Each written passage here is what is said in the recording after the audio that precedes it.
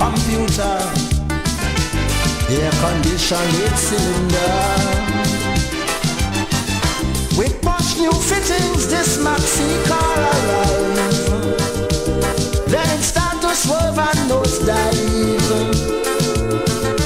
It took a year for passengers to realize. They say the new driver cannot drive.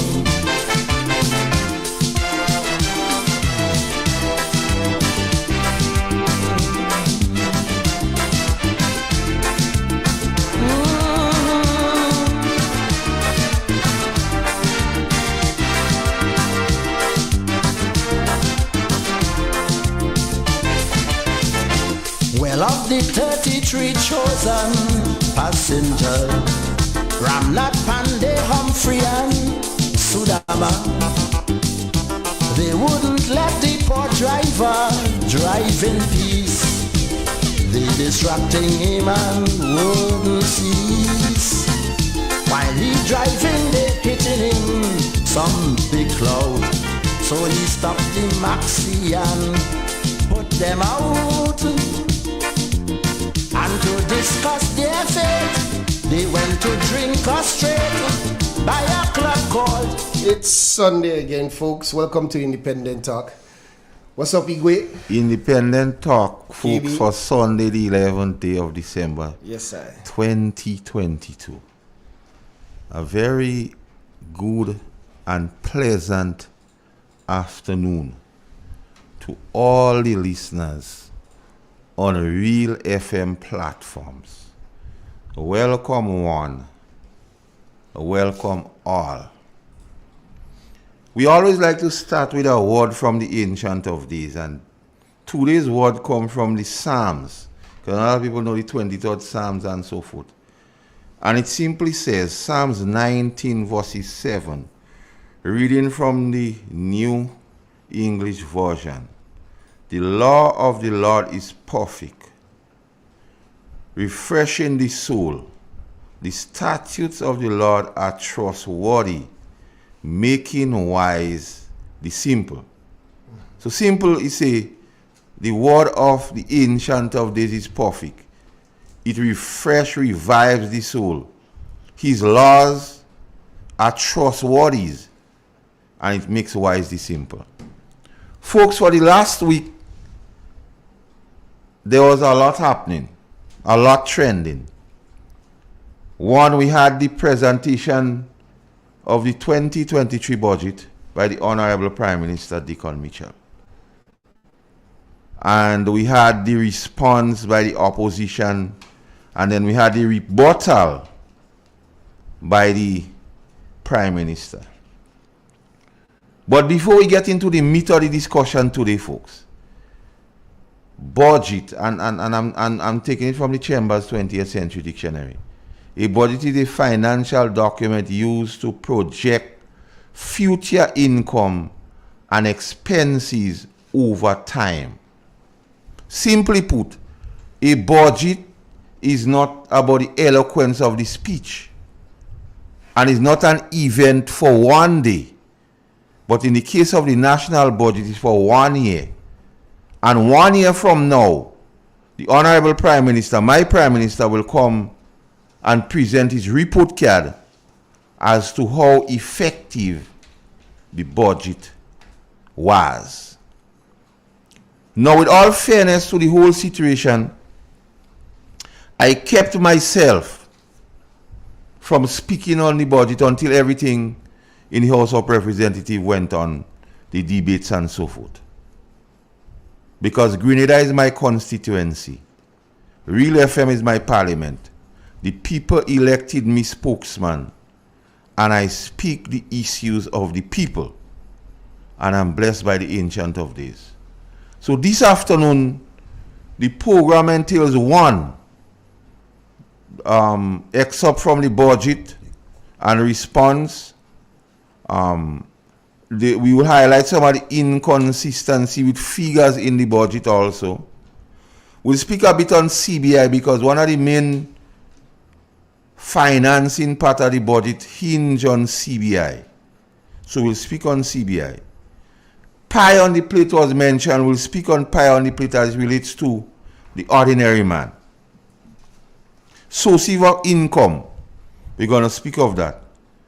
And there are also permission to borrow 350 million. And folks, if you remember last time I was here, I indicated that I had a dream that the present administration would ask for the permission to borrow 350 million.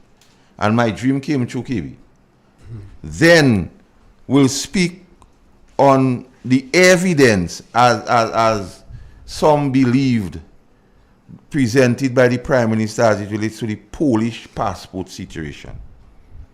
And we'll endeavor to tell you why we believe that the new driver cannot drive, he cannot maneuver. So without any further ado, I turn over the thing to KB. Yeah, good afternoon, Master Carl Igwe. Good afternoon. Listeners of Real FM, good afternoon. You know, happy to be here once again. First of all, I would like to congratulate all the parliamentarians who took time off to make the presentation in the 2023 budget. I think the NNP parliamentarian did really, really well. You know, I feel so proud of them. I also want to congratulate our Prime Minister, Deacon Mitchell, for his first budget presentation. I think he did a fair job. You know, at the beginning, I listened to him, I smiled, and I said, hey, this guy never miss it. The court of public opinion is a trump card for the NDC. Always lands in the gallery. It's what he get the public to believe, and not much substance. I listened to him and I smiled. I slept over his budget presentation, and I asked myself, I wonder what the traffickers will say, boy. Hey, most of them depend on the couple cases of soft drink from Trinidad. No, there will be tax on that, on every case, every drink coming from Trinidad, and it will definitely affect the poor man. I listened to him where he said, hey, I want to relieve some of the pressure on the poor people, so some of the items will take the VAT off them. But I asked myself, well, yes, you're taking the VAT off split peas, condom, and other things, but you're taking it back. In the left hand, you give it in the right hand, you take it back in the left. Because you tax on electricity. Dr. Mitchell was always keen to defend that lower bracket. Make sure the poor man get ease on electricity. But Prime Minister Deacon, you never miss out. Every chance you get to defend and to protect Green Lake on behalf of WRB, you go do it. The poor man again was asked to make sacrifice. And I met a NDC supporter and I asked him, boy, what do you think about the budget? He said, "Keep real budget, that real budget, boy, real budget." I said, what is in it for you? That don't matter, man. You don't hear the man speak, man. You don't hear the man speak. I understand. In the court of public opinion, the NDC love it, you know. It's what they get the people to believe. And I was excited. I said, yes. Once he raised the bar, we expect Dr. Mitchell to raise the bar. You understand? No matter how high he raised the bar, we all expect Dr. Mitchell to make a spirited attempt you know, at that budget, and wherever there is any hole in that budget, he will spot it and point it out because of his experience, good mathematician, understand budget, you know, over the years. So no way they will come up with any kind of flawed, you know, budget, and Dr. Mitchell were not able to spot it. And I think Dr. Mitchell did a fantastic job in pointing out all the weakness in the budget. And as he said, he will teach them, you know, guide them, because Grenada come first, second, and third. He in the opposition will be able to spot the weakness of the budget and give advice on the way forward. And I think Dr. Mitchell did a fantastic job, you know. A lot of people felt that he might be more combative and aggressive, and he did not show that. I think he was more statesman-like in his presentation, and I want to congratulate him. But again, that's the NNP parliamentarian, Peter David. You did a good job. Sister Delma Thomas, Clarice, you know, you all did a good job. And we want to ask you all to continue the fight going forward. Now, I look at the budget and some of the things, some of the positive I took from that budget, you know, is that, you know, the establishment, the first mega project the NDC want to embark on is the new hospital, teaching hospital. I don't see nothing wrong with that. It's a good idea. Again, the NIS, you know, who we all know was in trouble, even under the NNP, NDC, something had to be done, and the NDC decided they're going to address it.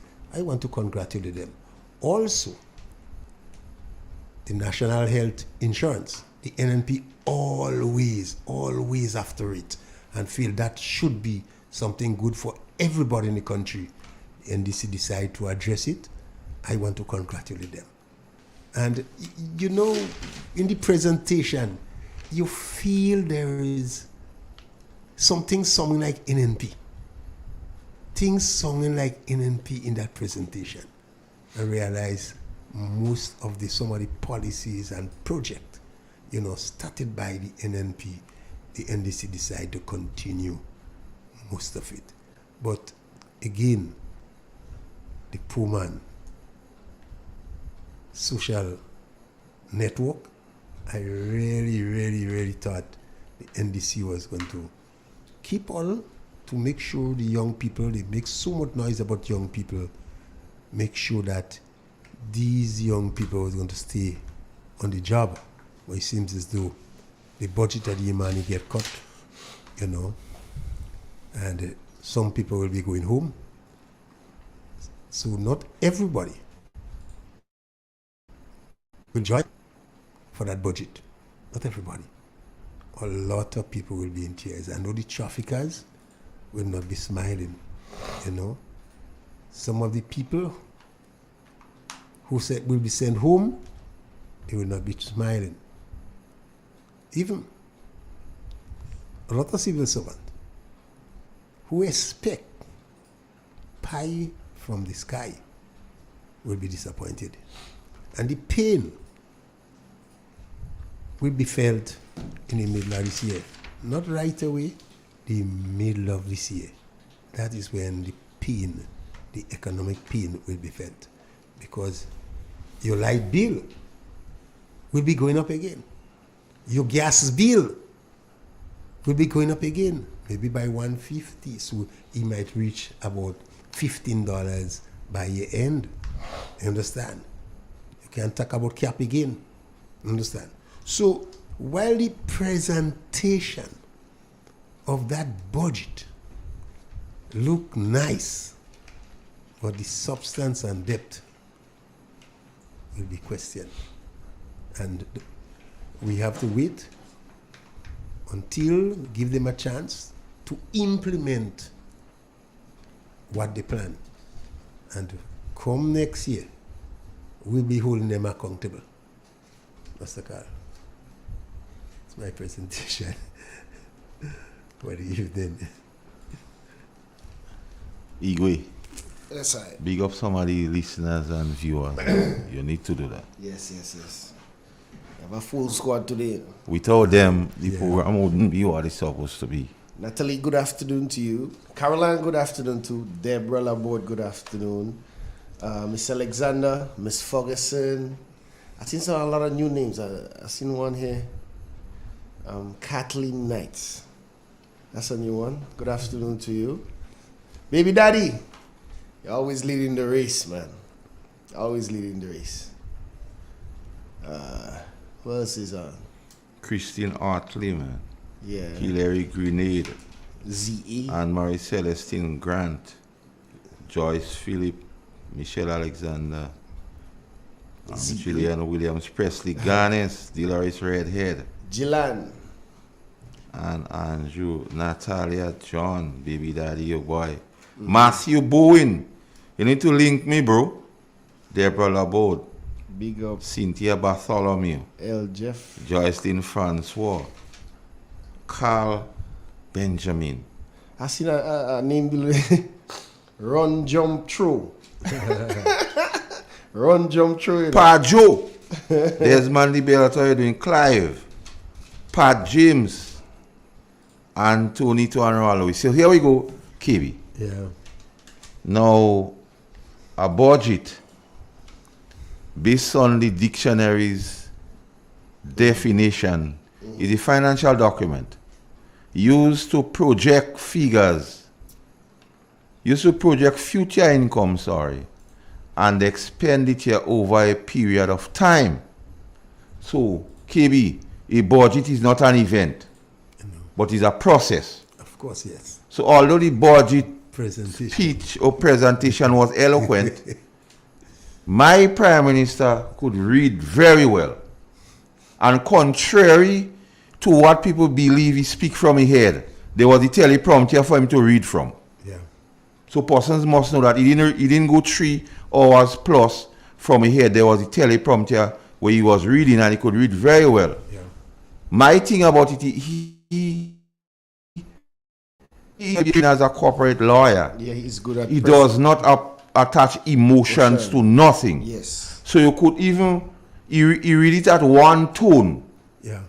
So sometime during the presentation, although he read well, or sometime during the presentation it became boring because it was one tone, because he attached no emotion to what he was reading. It's like you give a man a piece of paper to read and so on.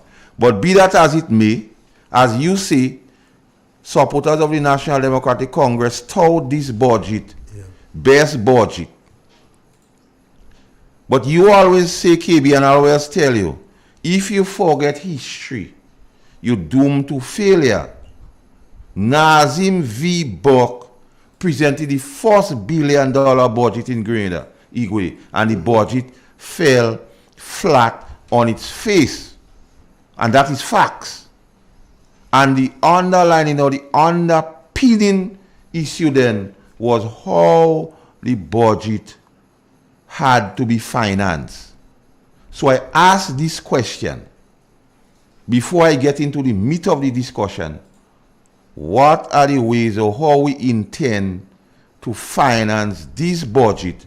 Because in many of the allocations we heard the boasting of the Prime Minister, biggest budget ever, biggest allocation ever. There was a team right through, biggest allocation ever.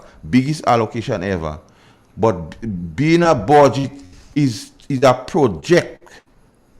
You project the future.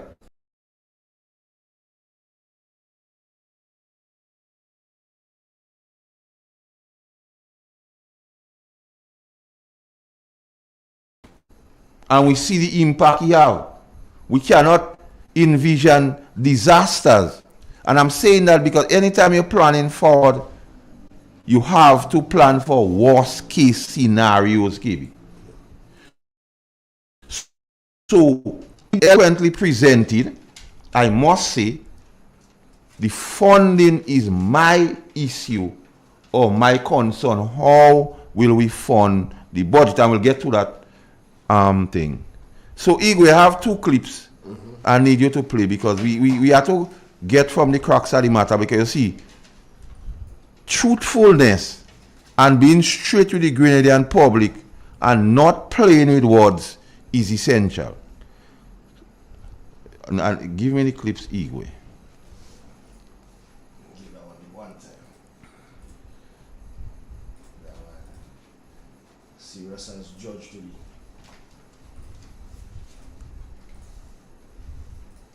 Look at it.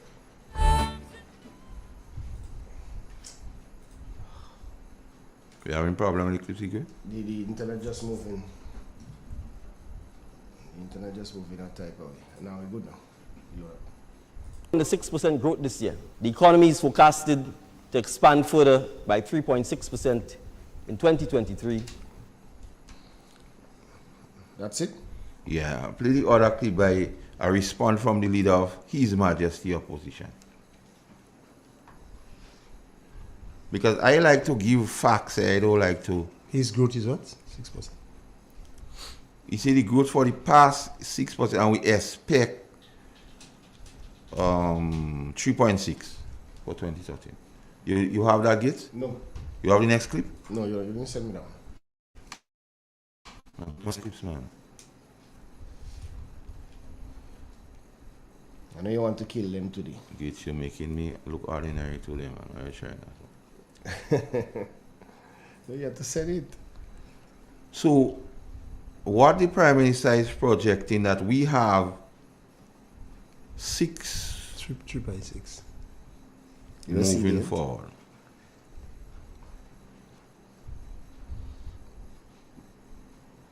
Where they get any money from? So let's see. Listen. So set up that clip whilst I read that from speech. Yeah. Page 6 of the budget speech by the Honorable Prime Minister. Notwithstanding the foregoing, Mr. Speaker, we are highly confident that our policies and programs will continue to spur growth and the creation of sustainable jobs. We have to get into that, sustainable jobs. Empower our less fortunate and begin a process of real progress and development among our people. Following the 6% growth this year, the economy is forecast to expand further by 3.6 in 2023, underpinned by continued strong recovery in the tourism and robust construction industries. We have to strip that. So the last clip I sent for your platform. The internet, not yet. The internet messing us up today? Yeah, messing us up. So what we're saying, KB, and what the Honorable Prime Minister is admitting, the past budget and the economy for the past year grew by 6%. And that has a lot to do with the management of the economy by the new National Party. His words, not mine. The economy grew this year by 6%. That is the word of the Prime Minister, because I don't want to misquote nobody, or I don't come here to deal with emotions. We're dealing with facts. And we're dealing with the budget. And I have a right to deal with the budget because I'm a citizen of the state. Play the clip for me. Interim Fiscal Report Framework 2023 as a government document, Mr. Speaker. That's how in low Report gets. that was laid before this Honorable House, along with the estimate of revenue and expenditure. It indicated, and I quote, growth is expected to decelerate in 2023. That's the government document that they gave us, unquote. While the Minister of Finance in his budget statement stated on page 6 of his budget statement, he said, the economy is expected to expand in 2023.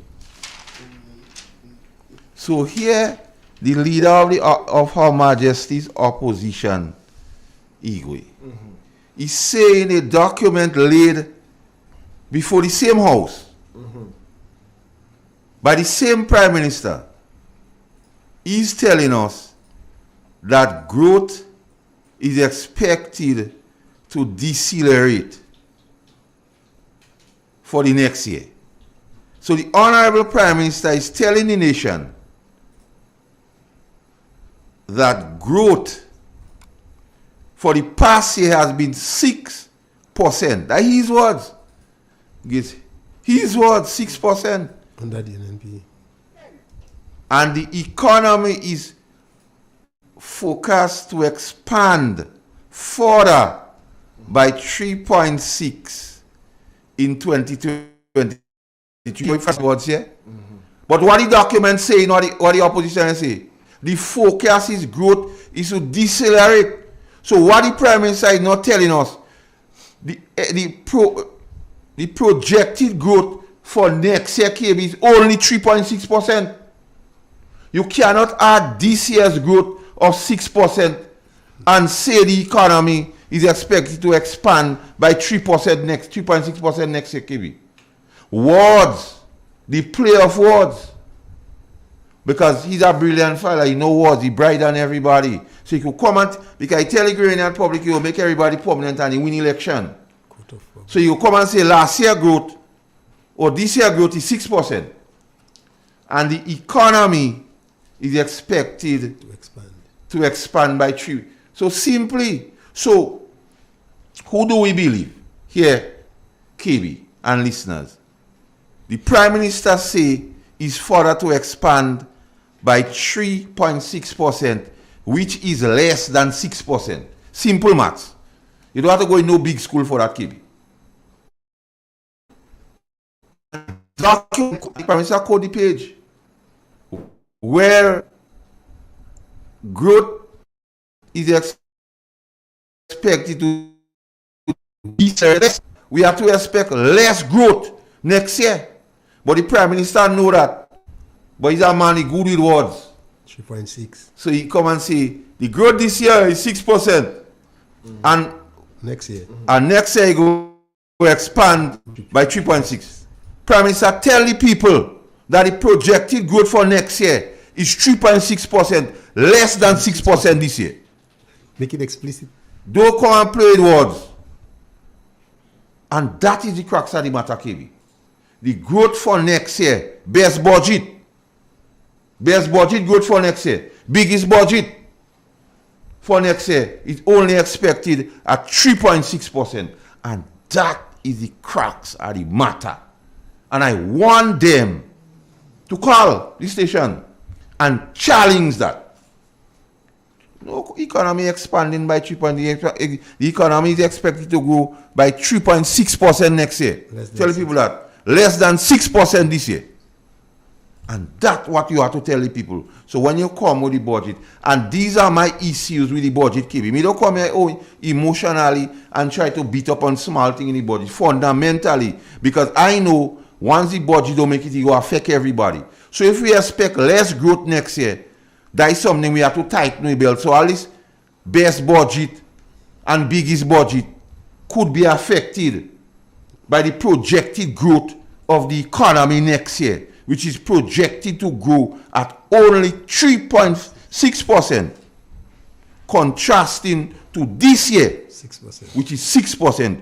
And the Prime Minister say it here, but he just use words to play it. And here, you know, because they always saying a certain thing about the Ghanaian public or they don't. So if he could come and say, following on the growth of 6% this year, that is explicit in his thing. Following on the growth, as I quote, following on the 6% growth this year, the economy is forecast to expand further by 3.6%. It don't expand further. It only go grow by 3.6% next year. That is focus. So don't use nice words and make the people nice, and you could read best budget. Court of public opinion. Best budget. That is the crux of the matter. Yeah. And the proof of the pudding, KB, is in the eating of the pudding. So that is one of the issues I wanted us to clarify. Now, there are certain inconsistencies again, KB. Like, let's check the Ministry of Agriculture. Agriculture, yes. which comes under vote 64.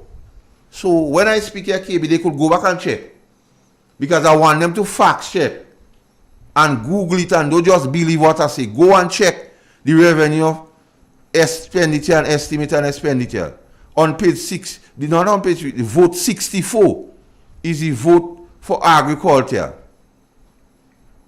Budget, and he gave a figure of 54 point something million. Or 53 thereabouts. But they could check it. But when you go under vote 64, the allocations, KB, 39 million. The ministry. Feeder 6 million. And carry quantity matic 3 million. Marlin Ferguson. Do the maths. 39 and 6 is 45 and 3 is 48. 48 million. So where the rest to make up the 53 million? Well, this is about the big budget and more money in budget. And these are the things we have to look at. So don't listen, KB, don't let the nice stuff take all you. Is the proof of the pudding, is the eating. Go under vote 64. Because I know all you listening. Go under vote 64 and check it out for yourself. 39 million, feeder road 6 million, and Carrickwan Pretty Matnik 3. That'll add up to 50. So what he's saying is not what reflects No. in the document. Like Dr. Mitchell said, maybe the speech was written in grand hands. And them they on the car and I did the Ministry of Finance put in the figures together. So what in people in Ministry of Finance gave him that have nothing I don't know. speech? I don't know. Well, I could only judge by the evidence before me, KB. I don't supposing me not know profit. He said the biggest allocation 53 point something. Yeah. When I check it up, it come up to 48. Document different. That is not what he say in the budget speech. Words different. Everything different. But 60 million. And I want them, KB, to challenge me. I want them to challenge me.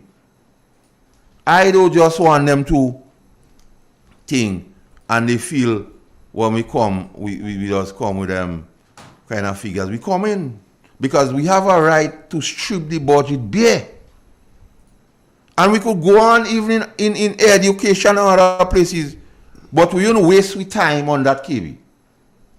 Because they could go and check it out for themselves. I just give them an example. And they like to beat up and listen at radio station on Monday morning, go and call out a radio station. So call them Monday morning. But before you call them, check vote 64. Okay. Well, let me put something on agriculture. NDC always say NNP don't like agriculture. So they get the opportunity now to prove to us they love agriculture. But they end up finding the budget, they end up cutting back on the budget for agriculture. And no new plan to develop the agriculture sector. They were the one who making noise and say, hey, NNP do like agriculture. When we take office, we will show them how to manage the agriculture sector. And as they get into office, they cut back on everything in agriculture. What Prime Minister saying one thing, what on the document is another thing. Again, the court of public opinion they're depending on.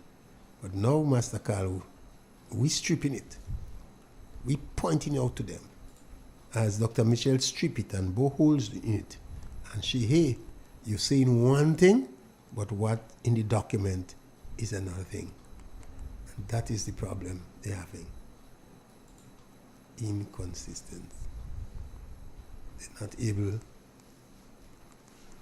to see what they really mean. So we're looking at them, and the people will judge them. And as we said, that by the middle of next year, the people will feel the pain of this budget. Wait at the revo. Another issue I must touch on, KB, is, and I tell you my biggest concern is funding of the budget, KB. How will the budget be funded? And And I go draw certain parallels here and make you understand what is the real thing. And we will take a journey into facts. So, listeners, allow me to lead your minds and your ear and understanding as how Christ led his disciples in the garden of Gethsemane. So, Igwe, let's take a break here because we give them something to chew on. Let we don't try to force too much down the throat one time. Let it graduate on that a bit and we go come back.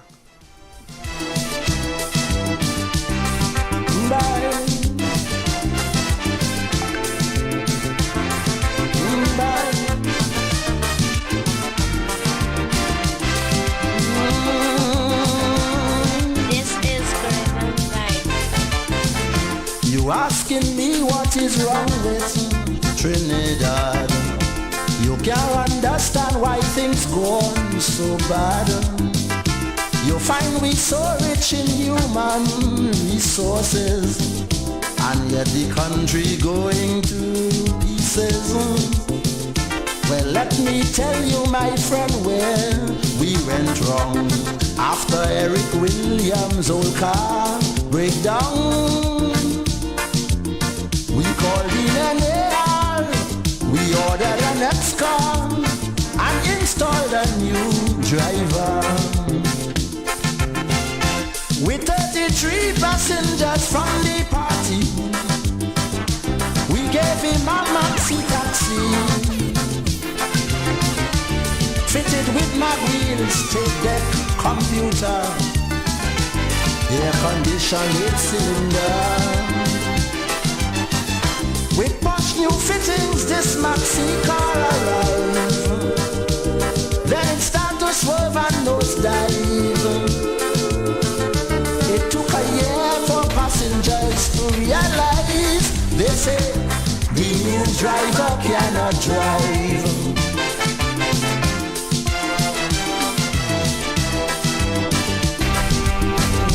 All the wheelie go.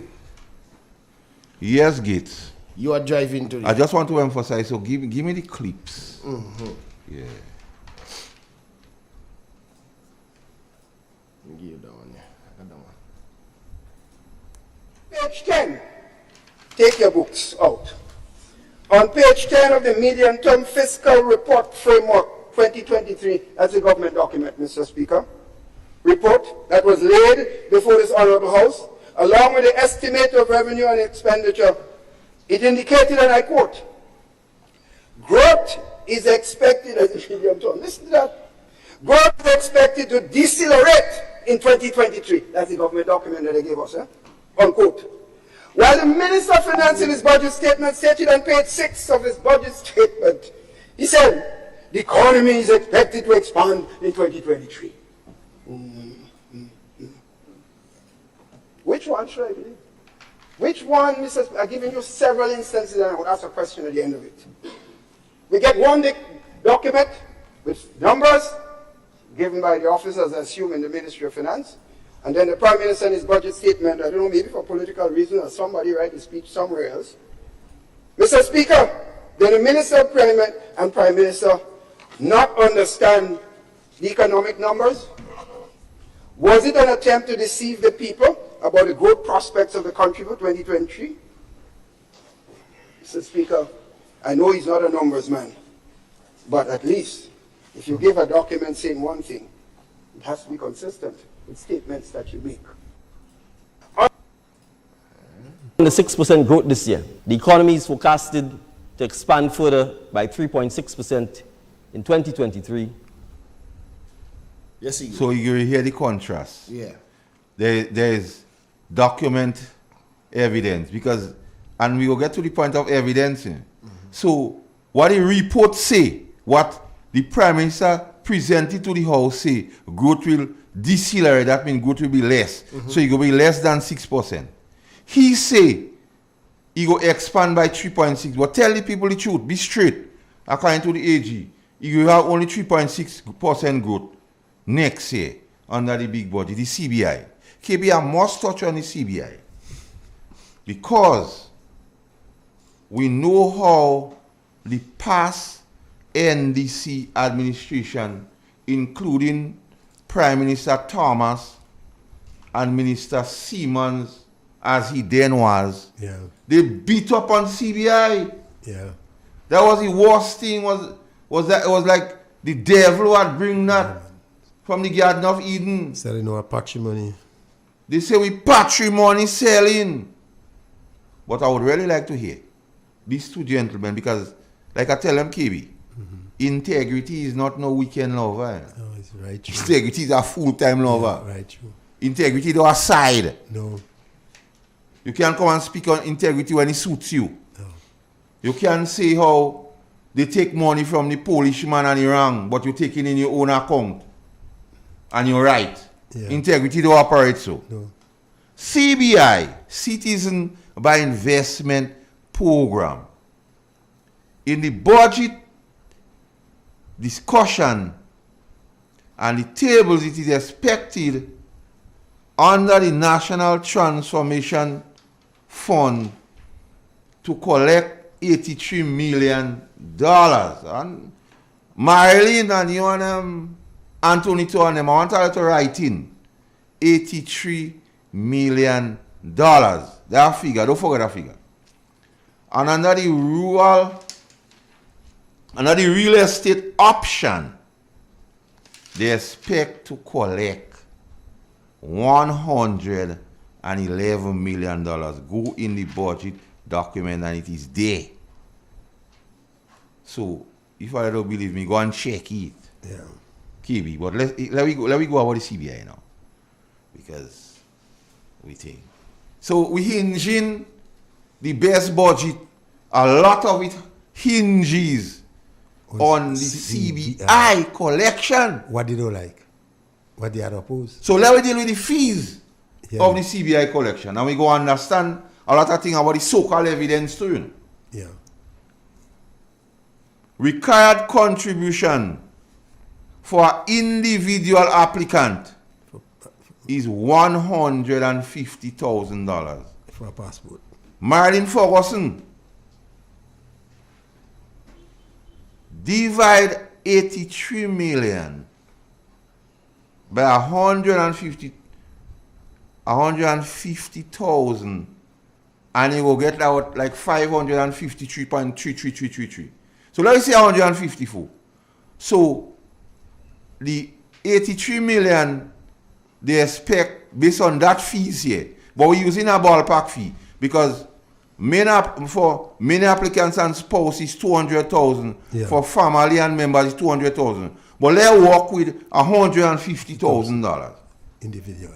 So if we are to believe, and we go do only primary school on the black marks, we don't go in no university. Yeah, don't tell me people.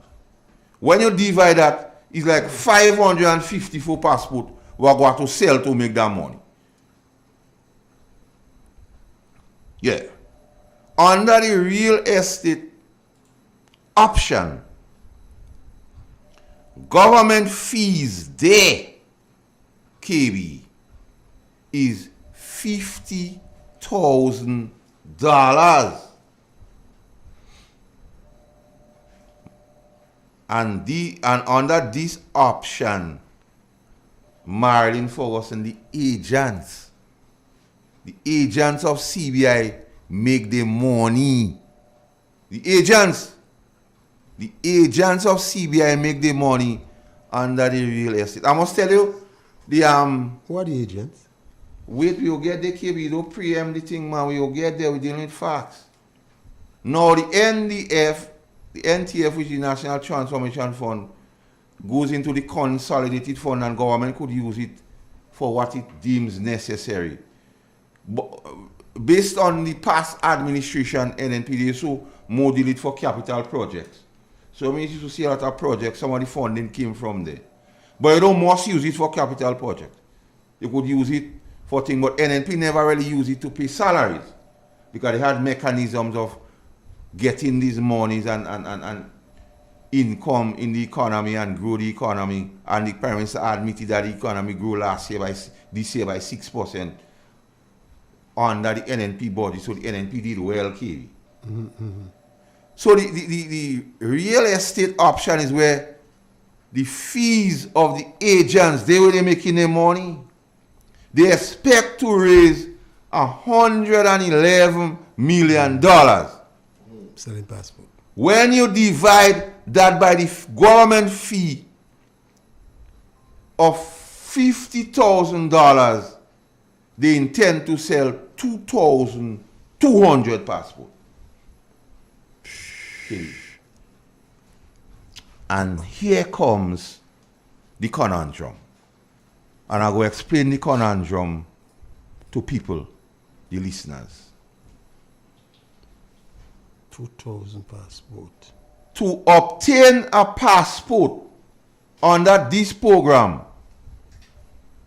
the Minister of National Security must sign those passport keys. Okay. The Prime Minister? Yes. Okay.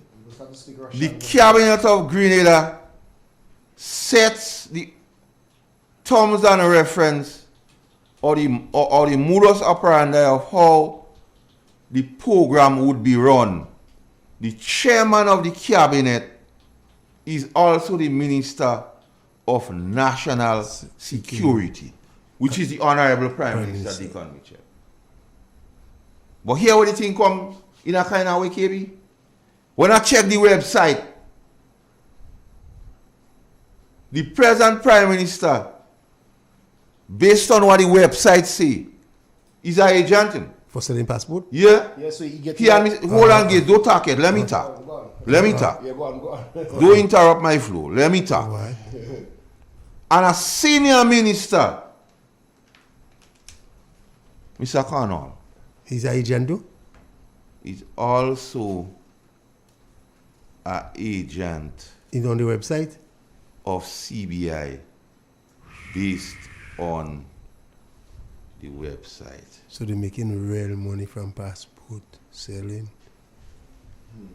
What? And the people of Grenada really understand that. I'll get a lot of Russian. I didn't know that. So while they sit down, Kiwi, why are they making mockery of the people and nobody walking in feet and CGs and them? I don't know, because on the website say them is agent. They never come out and say them not agent. It's on the website? They don't come and recuse themselves of reading for the website. So if,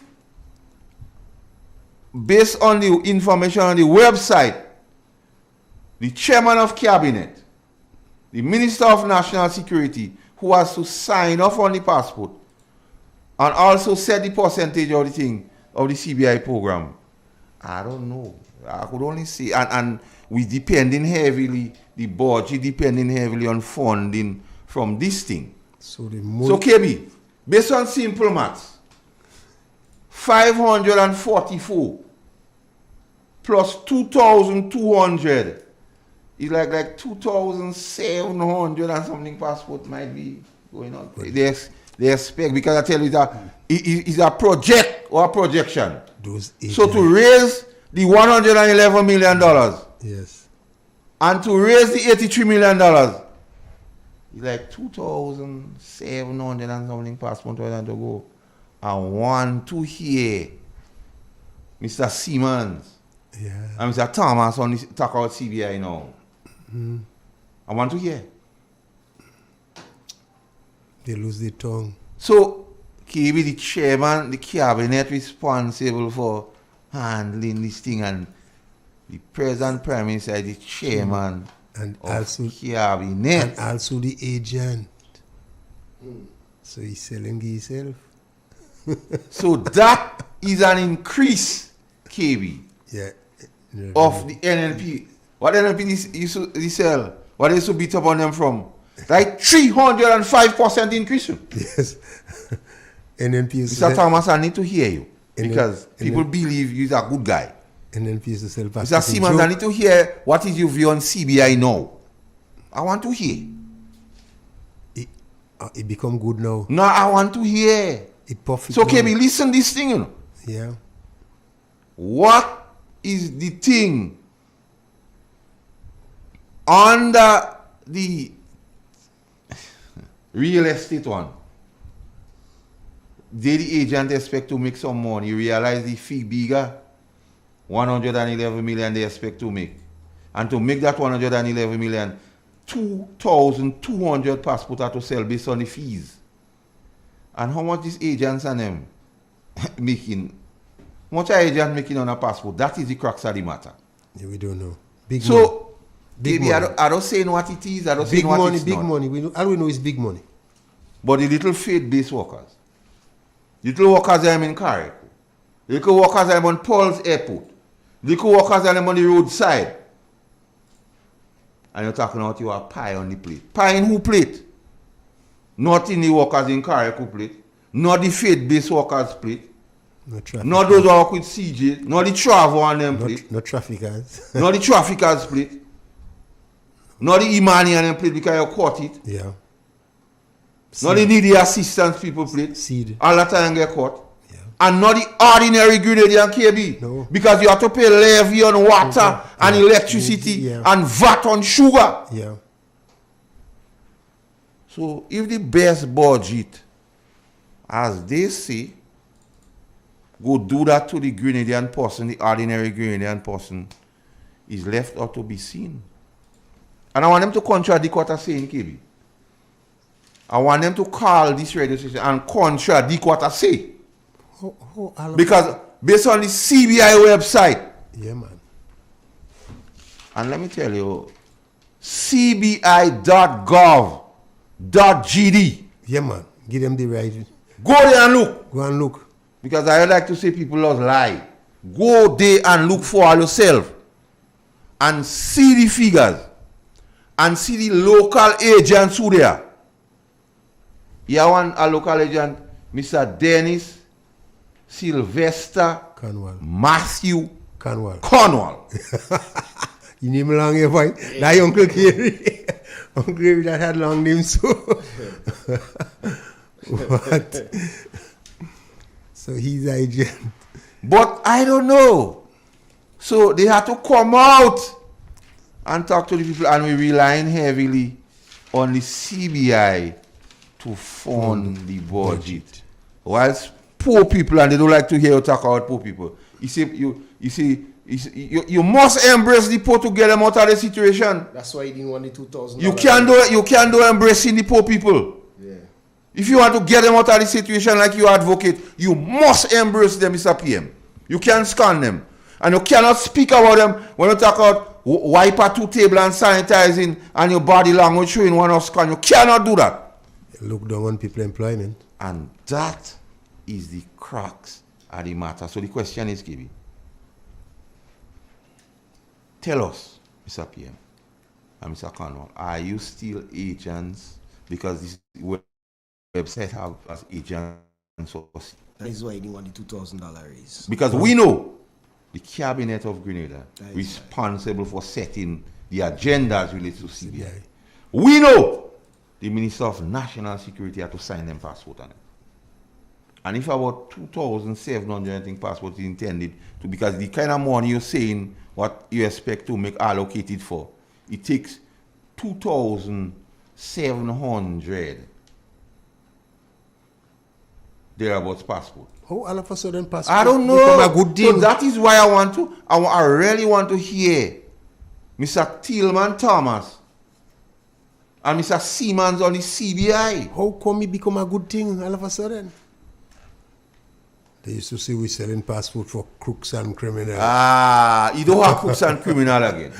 And they turn priests and Only pope priests and pope no. one passport now. and so Kiwi, and that is the crux of the matter, my friends. My Lord. That is the crux of the matter. So we may have a new breeder generation here because you have 2,000. So you have another one, what is that thing? Mitchell and Company located on St. John Street. That's CBI office. Find out the people and them, what is part of that thing. So, $111 million to make under the real estate thing. I don't know how much the agency fees is. But we know, based on the website, some of the agents, how much money I plan to collect.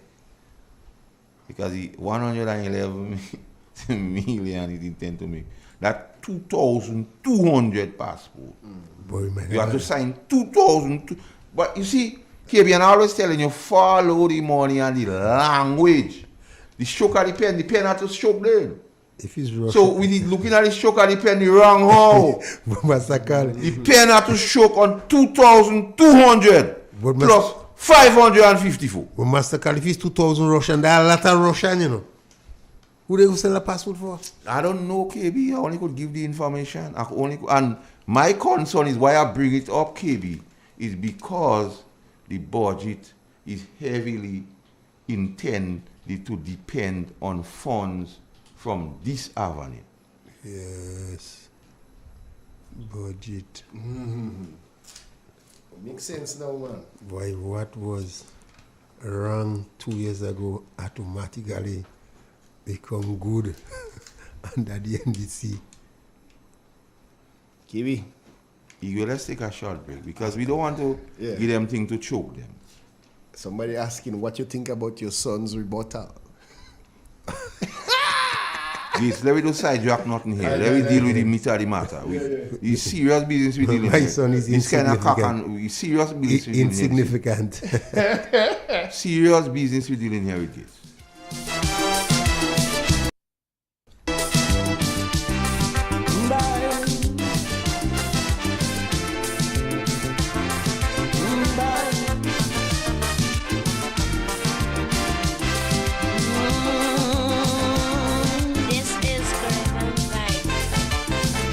You asking me what is wrong with Trinidad? You can't understand why things go on so bad.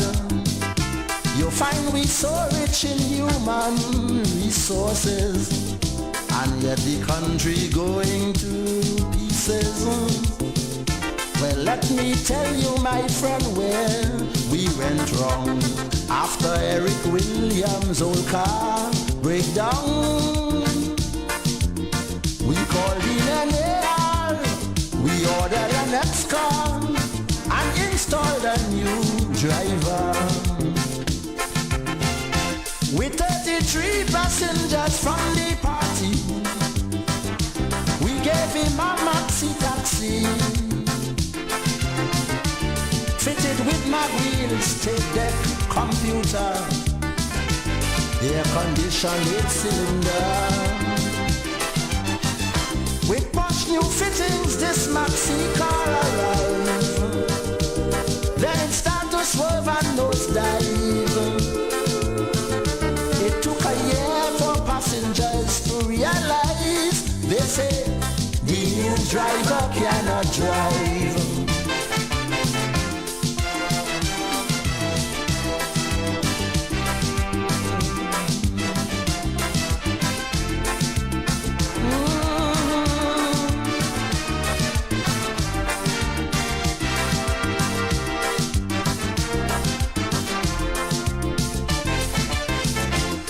Of the 33 chosen passengers, Ramnat, Pandey, Humphrey and Sudama, they wouldn't let the poor driver drive in peace. They distracting him and wouldn't cease. While he driving, they hitting him some big cloud. So he stopped the maxi and put them out. And to discuss their fate, they went to drink us straight by a club called 88. The driver called his sweet mouth friend Flash Gordon to give him some driving lessons. Flash appointed himself as the conductor, pushing around them passenger. Meanwhile, the car running about helter-skelter. Pedestrians started to scatter. Ellis Clark had to jump and run driver cannot. Hold the wheel way. Right now you have to maneuver like a boss. When we say they cannot maneuver, We know what we say. yes, we always we on palm. Man. KB, the Prime Minister under Section 6.3 of the budget, and I want to read because I don't want them to see Massacre make up this thing, KB. And I read, Mr. Speaker, I'm pleased to report that the 2023 budget is fully financed. Nice one. Nazim Bogdi say the same thing on the $1 billion budget. Government operations before financing and forecasted to result in the overall surplus of $62.7 million. An analysis of government financing below. But the one that trouble me, KB, it occurred from domestic sources, the commercial banks, the central bank, regional government securities market, external sources, new loan, disbursement, less principal payment. But he say, KB, listen, he say other sources. And here what they have in bracket, KB. Draw down from the Consolidated Revenue Fund and disposal of assets. My God. KB. What do you have to say again? Grenade to dispose of assets. How much assets the government have to dispose again? No. Grenade! Don't kill the mic. KB, that's not my words. The guy says here, because he say financing of the 2023 budget, item 1, 2, item 3.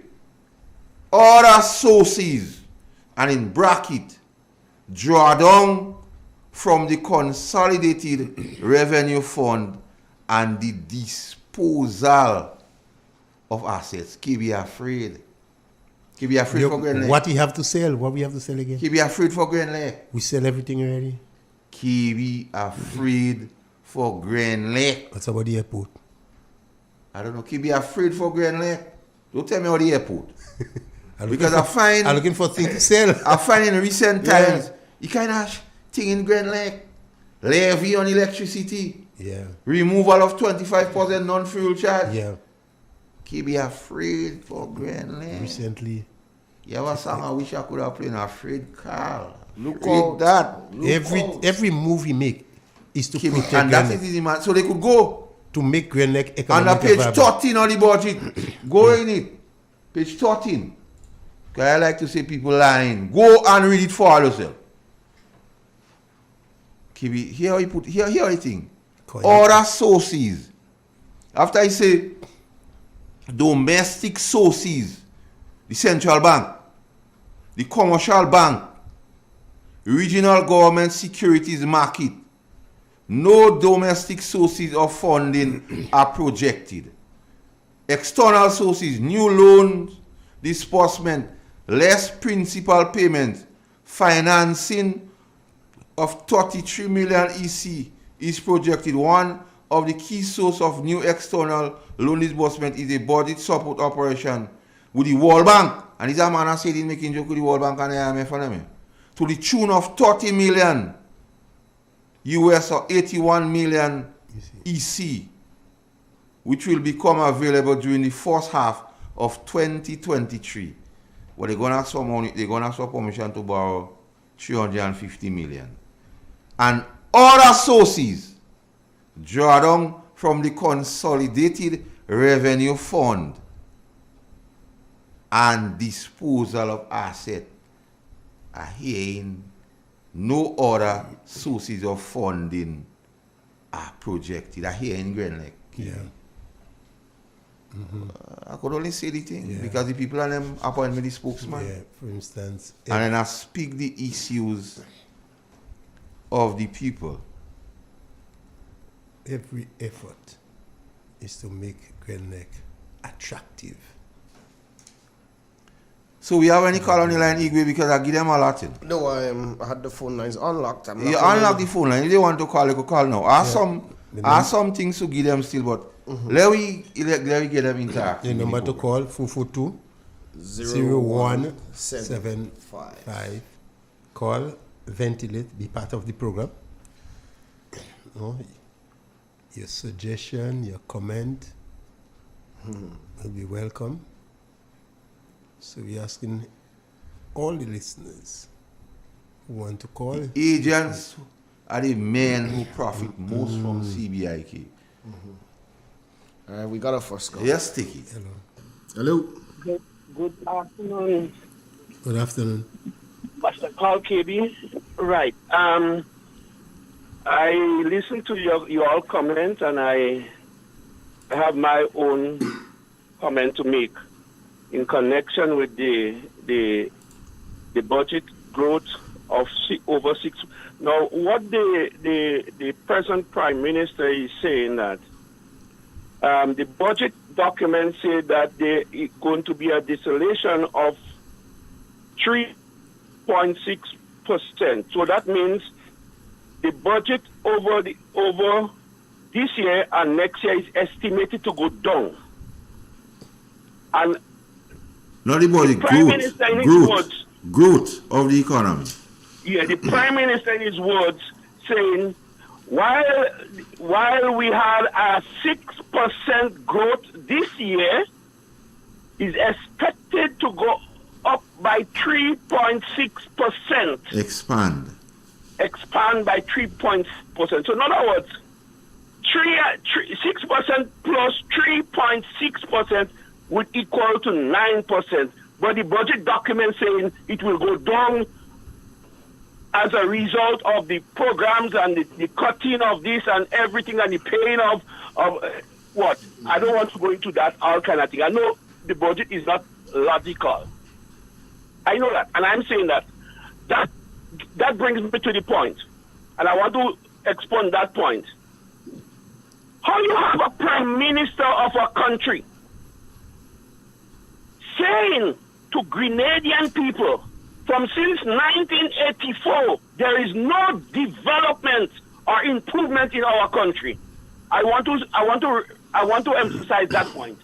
Since 1984, no, there is no development or improvement in our country as a prime minister. Mr. Prime Minister, where he was? He was in a coma? What happened to the port expansion, the market program from the ministries that now hosts all the building, hosts all the ministries? Complex. Where they had to rent from building to building, you had to walk over town to go, all in Archibald Avenue to go to Ministry of Agriculture and other places. Where our Prime Minister was, sorry, I forget. From 1977 to know he was not in Grenada, he was in a coma.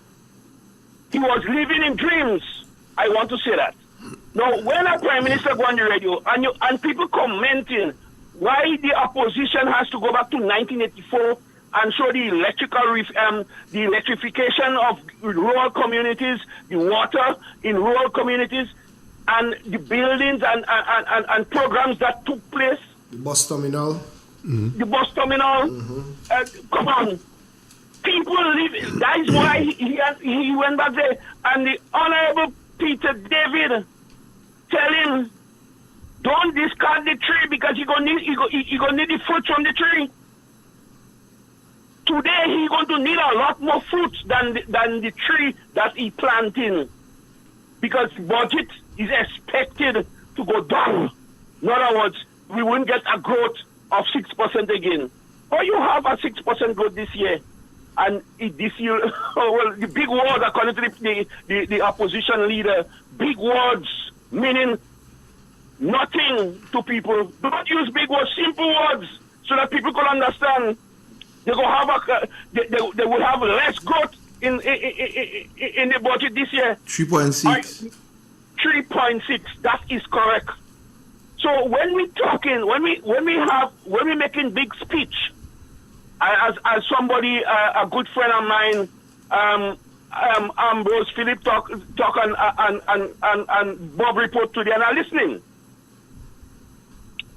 He's saying that he loves the budget, but he doesn't understand the mistakes that was made in the budget by the Minister of Finance and the Prime Minister.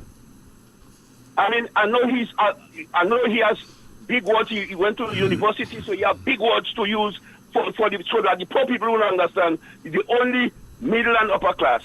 I said in all my programs that I did over the years, I said NDC is not a party for poor people. They are displaying that now. When you're going to add sugar, and I know a place where the principal of a school used to go to the homes of the parents and take out the children because they have nothing to eat and drink for breakfast, and bring them in the school and give them school feeding program, take out money in his pockets and feed these children. And you telling me today you put in 15% and a commodity that poor people, children, getting the little brackish hot water to go to school, or the little black stage to go to school, you put it, and you're telling people to eat healthy, use honey. Poor people cannot buy a bottle of honey easy, because that is the cost of one bottle of honey is equal to a week's food for these children and these people. $40 and $45 for a bottle of honey. Come on, Grenadian, listen up. I am appealing to you all, listen up. It's time that we should start to demonstrate our rights in this country. We put them there. We have to make them do what we want, not what they want to do. Thank you very much. All right. Thank you. Okay, cool. Thanks for your contribution.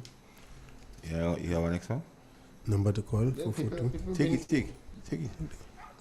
Hello. Afternoon. Welcome to the program. Welcome to I was asking myself the same question the caller now asked today, since 1983.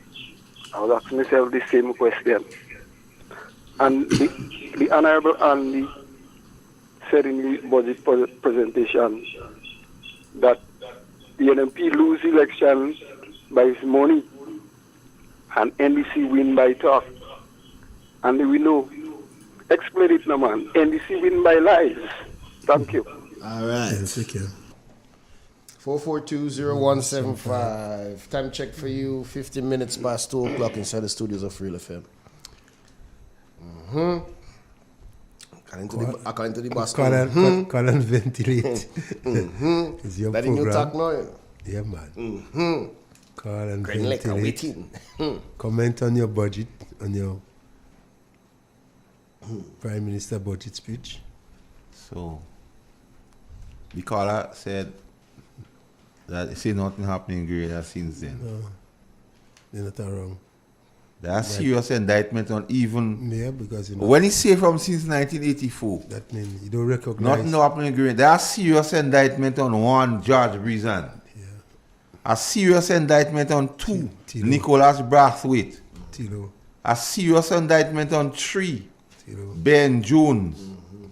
A serious indictment on 4, Tillman Thomas.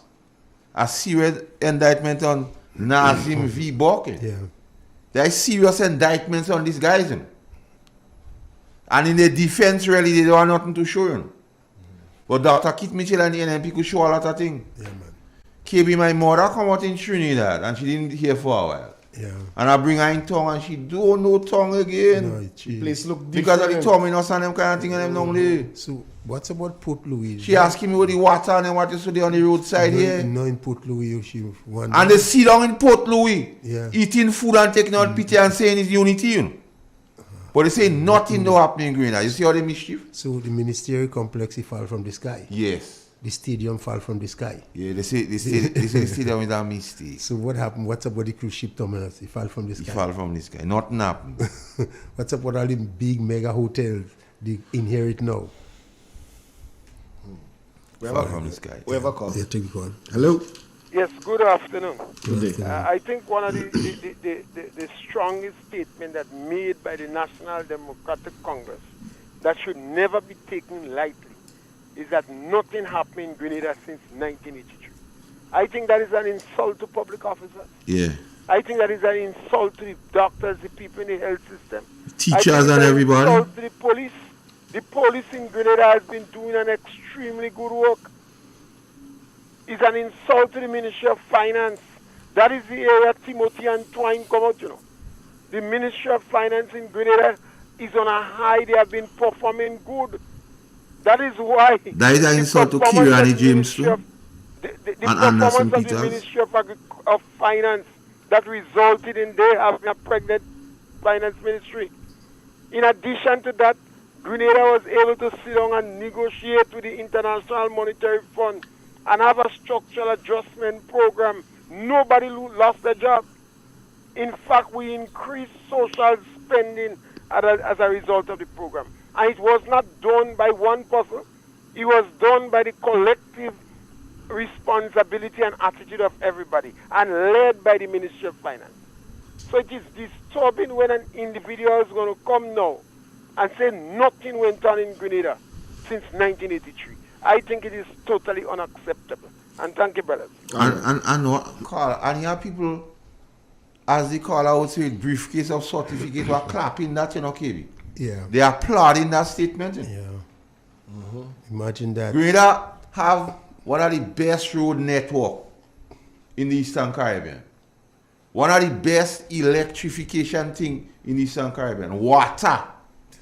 In Trinidad, my mother tell me some people want to get in water for a year, for the whole year, no water to come in the pipe.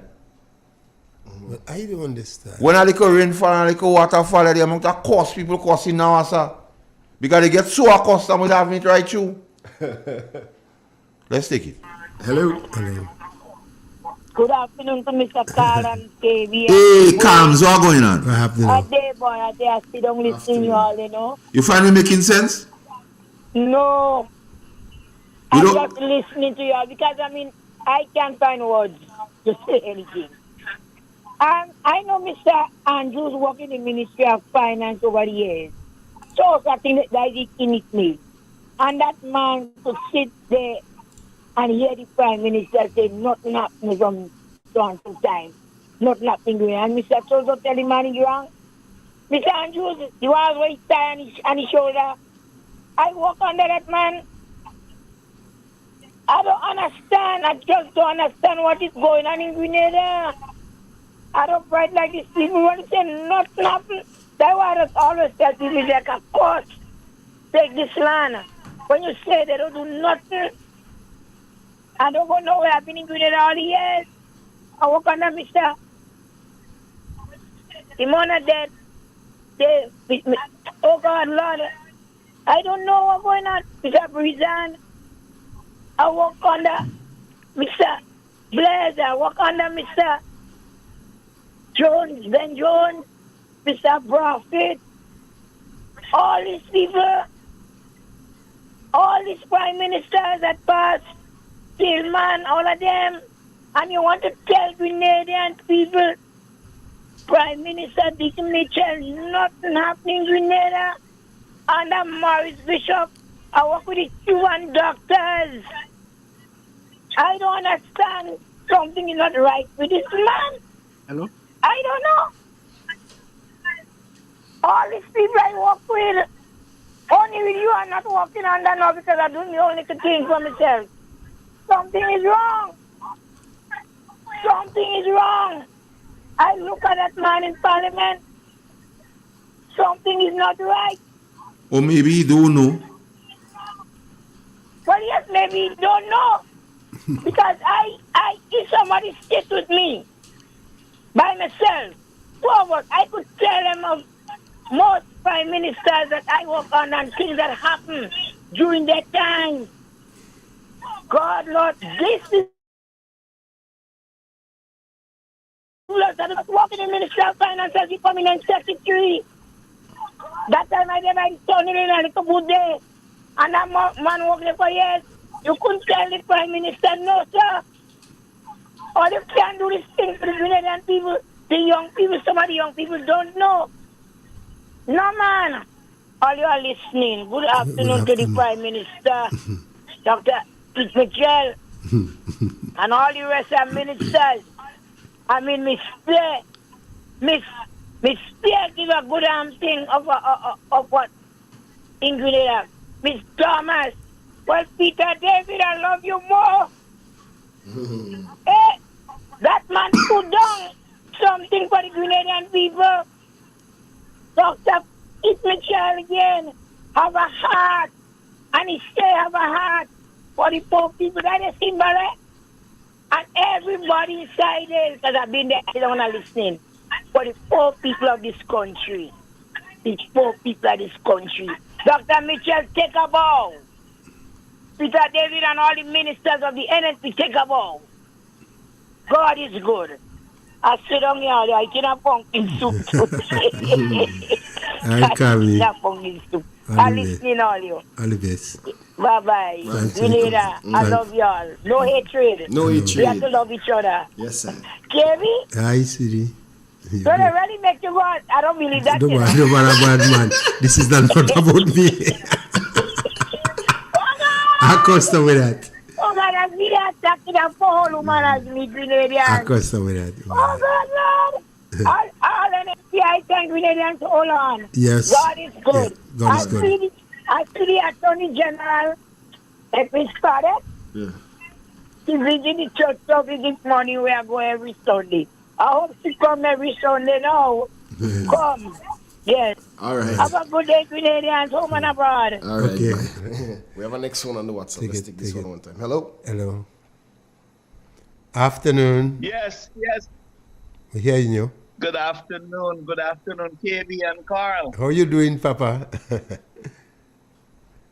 There's a lot of muffling and a lot of echo. Okay, we're hearing you clear. Well, we're hearing you clear. Okay, so you're hearing me, but I'm hearing a lot of feedback. Is it better now? We're hearing you clear. Yeah. Okay. Well, if you're hearing me clearly, then it means that the transmission is going out clearly. That's all that matters. Yes. I call. First of all, there are so many things about this budget that is not sitting right, and I want to talk about three things. One, taxation without education. And it is the taxation on the sugar I'm talking about. You know, I listened to a particular member of the current government try to establish a moral reasoning for the taxation on the sugar. And she talked about the health concern.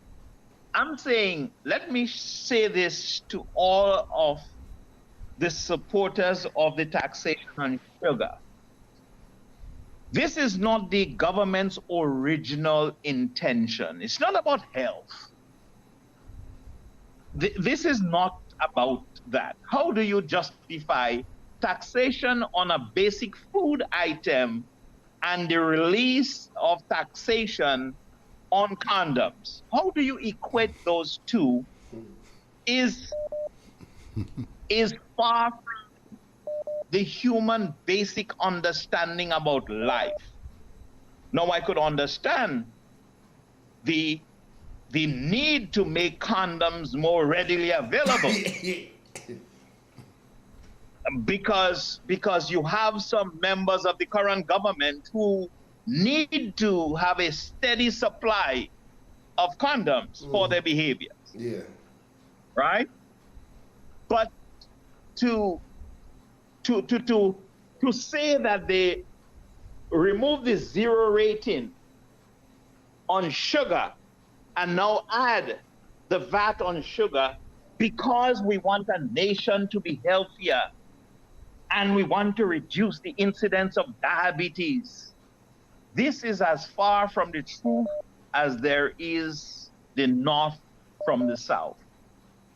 Because I'll tell you, here is what the research is going to show. The research is going to show that it doesn't matter how much tax that is placed on sugar, Grenadian households who consume sugar in large quantities, it will not affect their consumption. They will find the money and they will buy the sugar. It's the same thing for cigarette and rum. It doesn't matter how much you tax cigarette and rum. Those who use cigarette and alcohol will find the money to consume those. And they're going to make contraband more lucrative? Yes, it doesn't matter how they're going to get it, they're going to get it. It doesn't matter. So for me, that's a red flag for this government, and it's going to translate in an increase in the cost of living. Just that. I also want to parallel this discussion. Something that really annoyed me was that you now put tax on what I could call sugar is a poor people item, because KB and Carl, I seldom use sugar. I seldom use sugar. And there are many people who have through education, they are now using less refined sugar. So they're using fruits to supplement their sugar intake. They're using honey. Some are bringing in the stevia and they're low, sweet and low from the United States, and etc. So they're not. There you go. You see, they're not using sugar.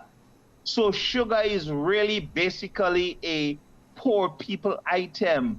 It is what boils and fuel the confectionery industry. So everybody who does red mango, and that's poor people, that's poor people food, that's poor people income you are messing with, because these are the people who sit by the roadside and sell their juice, or walk around and sell their juice, all sweetened by sugar. Sell the red mango, because all these are poor people items. So you put VAT on a poor people item and you give amnesty to the businesses. Carl, and I would like to see the list of the businessmen are the top 100. Well, I know some. Carl, we're gonna tell you who. Let me say this to you. I thought it was 6 million. Then I said, well, maybe it's a little more, 60 million. It's 600 million. Carl, the businessmen like Andal. Carl, follow me. The businessmen of Grenada. We don't call them collected money. We don't call them today. Yes, okay. But I could tell you. Because that one name that I called there is not a name, is a name that has already been charged. He has been charged. Yes, so yes, So you could call his name. Yes, man, I'm telling you. Just so he might be the man to import sugar, you never know. And now he has, guess what? He has the authority and the supervisory position to determine how much sugar come in Grenada. Can you imagine that? Well, that's another story, but let's go back to that. Let me show you this. $600 million, Carl, is half of the budget. The budget is presentation. 1.3 billion. So it's basically about 700 million to make it half of the budget. So half of the budget is literally owed to the government by the businesses of Grenada. And the Prime Minister are giving them a break. But these people, KB, are people who have collected already. Watch me. They don't owe the government, What they have done is to thief. No, they don't owe. What they're doing is to collect. They're collecting for the government and keep it. That money they collect for the government. KB is like me having $100 for you, and I give your brother Buck, and I say, Buck, give KB that when you see him, and Buck won't spend the money, you know. Buck give the money. Of course, yes. No, they don't say that I take.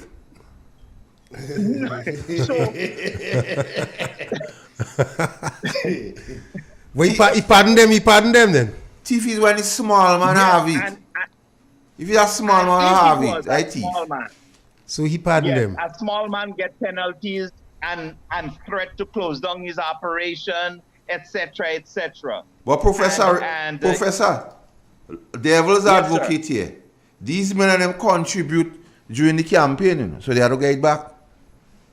That's how they and so Carl, the amnesty is not because you feel sorry for them.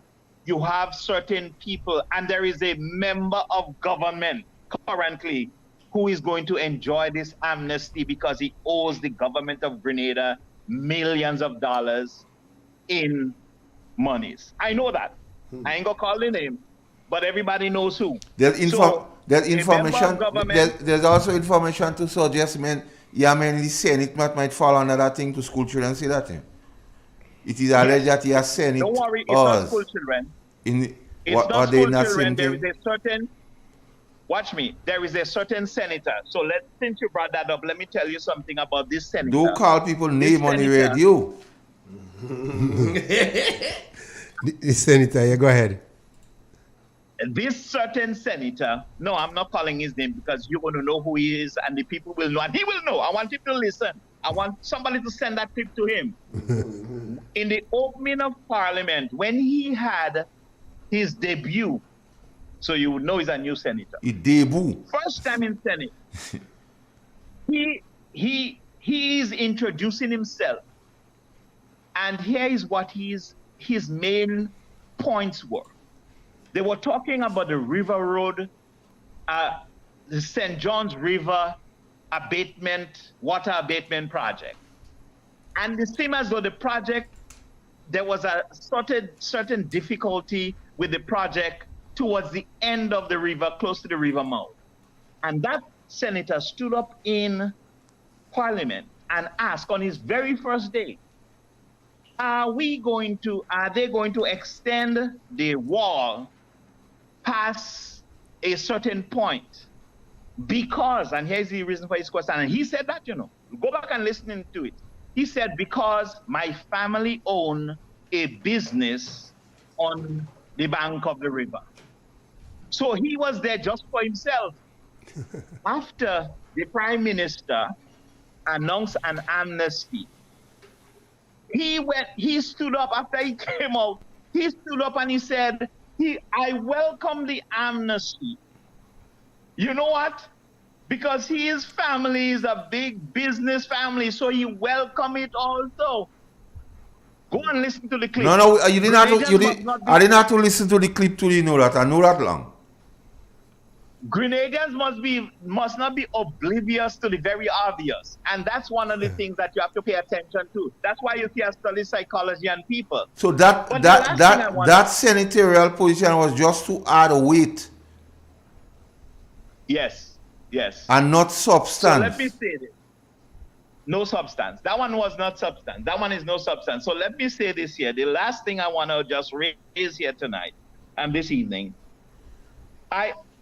People are lauding the opposition. They are lauding the opposition debate on the budget.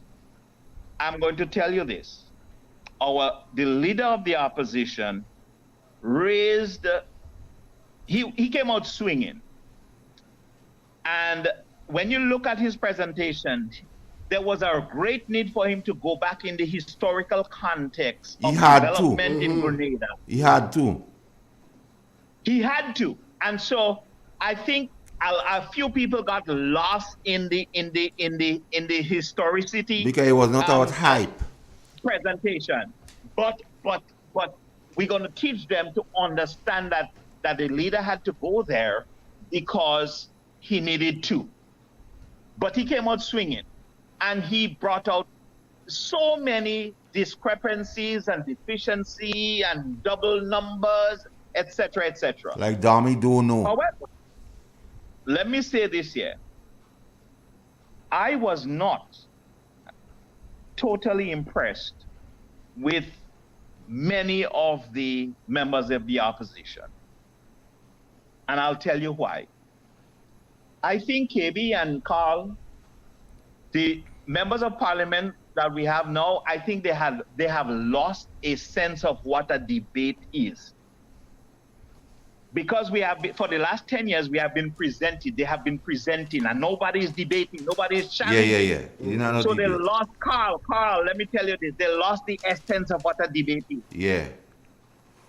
So when you listen to Honorable Emmeline Pierre, you realize that she was swinging. But you didn't get the message from quite a number of the others. A debate, Carl, is to stand up there with froth on the side of your mouth, like Henrik Radix used to do, and challenge. That's what a debate is. It was not the role of the opposition to go and platitude and present and agree with and like this and applaud this. It was your duty to study this document in its entirety and stand up for your people. And strip it down to the atom. And strip it down. And I didn't see stripping down. And I believe the leader of the opposition, Dr. Mitchell, laid the foundation for people to go back home. But I mean, you know, on the same day, they couldn't go back home, really. But I believe more dialogue had to take place and more collective agreement on how to approach a debate needed to take place. So I was woefully kind of shuddering that we did not take this opportunity to delve in. You know, some of them, they gave a little slap, you know, like a little brush aside. To put on and a they marker. moved on. And yes, you know, it's like just a little breeze blow. No, you needed to stay there. You had an hour and a half to debate. You didn't have to take all the whole budget, but take what was relevant to you and your constituency. And you had to hit it home. And I did not get that. Because what you find happening, the person on the government side wasn't budging an inch and giving no credit. No. Even thing they blatantly know was not them. They just take it like this. Look how them man take Moline Road thing. Yes. They without no apology to nobody, just take Moline project like this. Yes, and you can't let them go away with that. You can't let them walk away with that. You have to hit them hard. You have to hit them hard. So, all right. Because bipartisanship does not mean you have to bend down like me and walk over you. Eh? No, you can't. You can't. Bipartisanship means I am going to study what you're saying, and when I find value in what you're saying, I will support the value for my people. That's what it is. If I don't see value in it, I'm going to say I don't see value in it, and I won't be supporting it. Yeah, but yes, that's your view. But in some of the presentation, he had some bite, you know. Yes, I am not saying I'm not saying there wasn't bite. You know, Peter David had some bite. But if I am going to give a grade on the whole 5 presentations, and I know that was grade hard. No, I didn't get it because we are not accustomed debating. We are not accustomed debating. We are always in the presentation mode, and a budget debate is about debating. So we have to teach them about debating. Yeah. All right, take care. All right, I have a next caller holding on the long time. We apologize for that. Hello. Hello, good morning. Well, good afternoon. Good afternoon. I have a statement from Mr. Carl. Speak up a little bit. Yeah, can you hear me better now? Yeah, better, much better. I have a philosophy quote from Mr. Carl. Mm-hmm. It says, Adolf Hitler, his primary rule was never allow the public to cool off, never admit a fault or wrong, never concede that there may be some good in your enemy, never leave room for alternative, never accept blame, concentrate on one enemy at a time, and blame him for everything that goes wrong. People will believe a big lie sooner than a little one, and if you keep repeating it frequently enough, people will sooner or later believe it. And that's the Prime Minister. Thank you. All right. That's a good one. We have one on the WhatsApp. Hello. Yes. Yeah, good afternoon, Master Carl. Good morning, Igwe. Good morning, KV. How are you doing? Good afternoon. So this CV was the person who presented the budget. You know, sometimes I always say in my life, if you have one mango and you pay $2 for the mango, okay, and then you add the next mango with it, right? That mango price will go up now. It's the same price for the mango, right? But then add the next mango, so the price will be instead of $2, it will be $4. Where you had the Prime Minister, the Finance Minister, was saying, this is the biggest allocation in Ministry of Education. The biggest allocation, not telling the people that they add Ministry of Sports, a Ministry of Culture, a Ministry of Youth, and the Ministry of Education. So if you add these three ministries and the Ministry of Education, would the same allocation money for the Ministry of Education remain? It must go up. So you don't add. What you did, you just put three ministries and the Ministry of Education. So the allocation of money must be great. It won't be the same, right? And you see, when a man lie for the people and he get very rich, he will not change. They will continue to lie and continue to deceive people. And I want to say, Dr. Mitchell did a wonderful. All the representatives for NMP, they did a wonderful job. And as Pancho was saying, there could have been some mobile, but they did a wonderful job. A wonderful in debating that budget.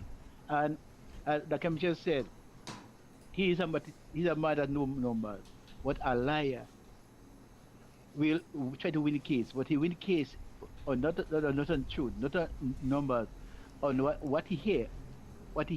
And I always say in life, a case has two sides. In court, you had to defend the person, and the person who had to accuse the person of guilty.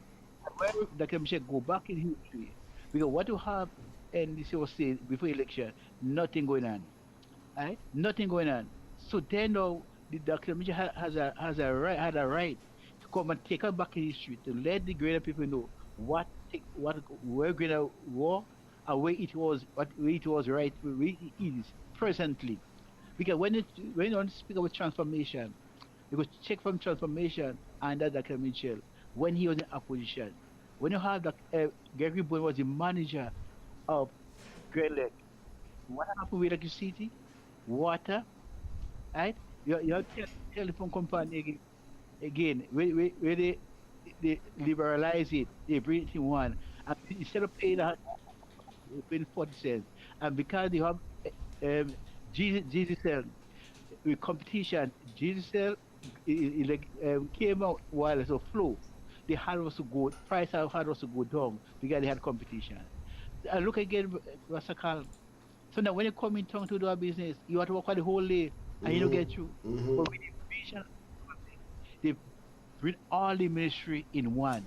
We give it the people of Greater Caribbean Pitmatic easy access and less time to do what they have to do when they come in town. Right? So that's my issue.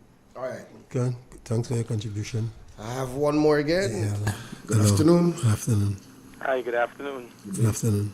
And good afternoon to the team. Good afternoon. I was listening to Brother Pancho, and that sugar talk was nothing more than real. You know, it's an excuse. I don't know where these guys get this thing from, but to put this on sugar and to justify why you did what you did to sugar is to say to the poor people in Grenada, again, it's to say to poor people and ordinary people that we are stupid. Because you are raising their price on their product. People who, in fact, used to get, let me say, you get 100 juices sell a day. Now you will have to raise your price, so you expect maybe you might get 75 juices there. So again, you're interfering with these people's livelihood. And look what these people going to attack, the poorest set of people. Because rich man don't sell juice. That of the middle class don't walk the road or depend on that as an income. It takes the poor class of people who trying to adventure into business these are the people these are the people business know that going to be hurt. Another thing I want to say is that this grant that is given, I don't know what happened to we in this country now, is that we're not saying enough. People, and I'm not saying the NNP only, but other organizations, the government take this thing and put it into their own cartel to run. And the complaints you're getting is that the people who is getting the loan, a certain man on a radio could call in and say, you want this group of people get and this.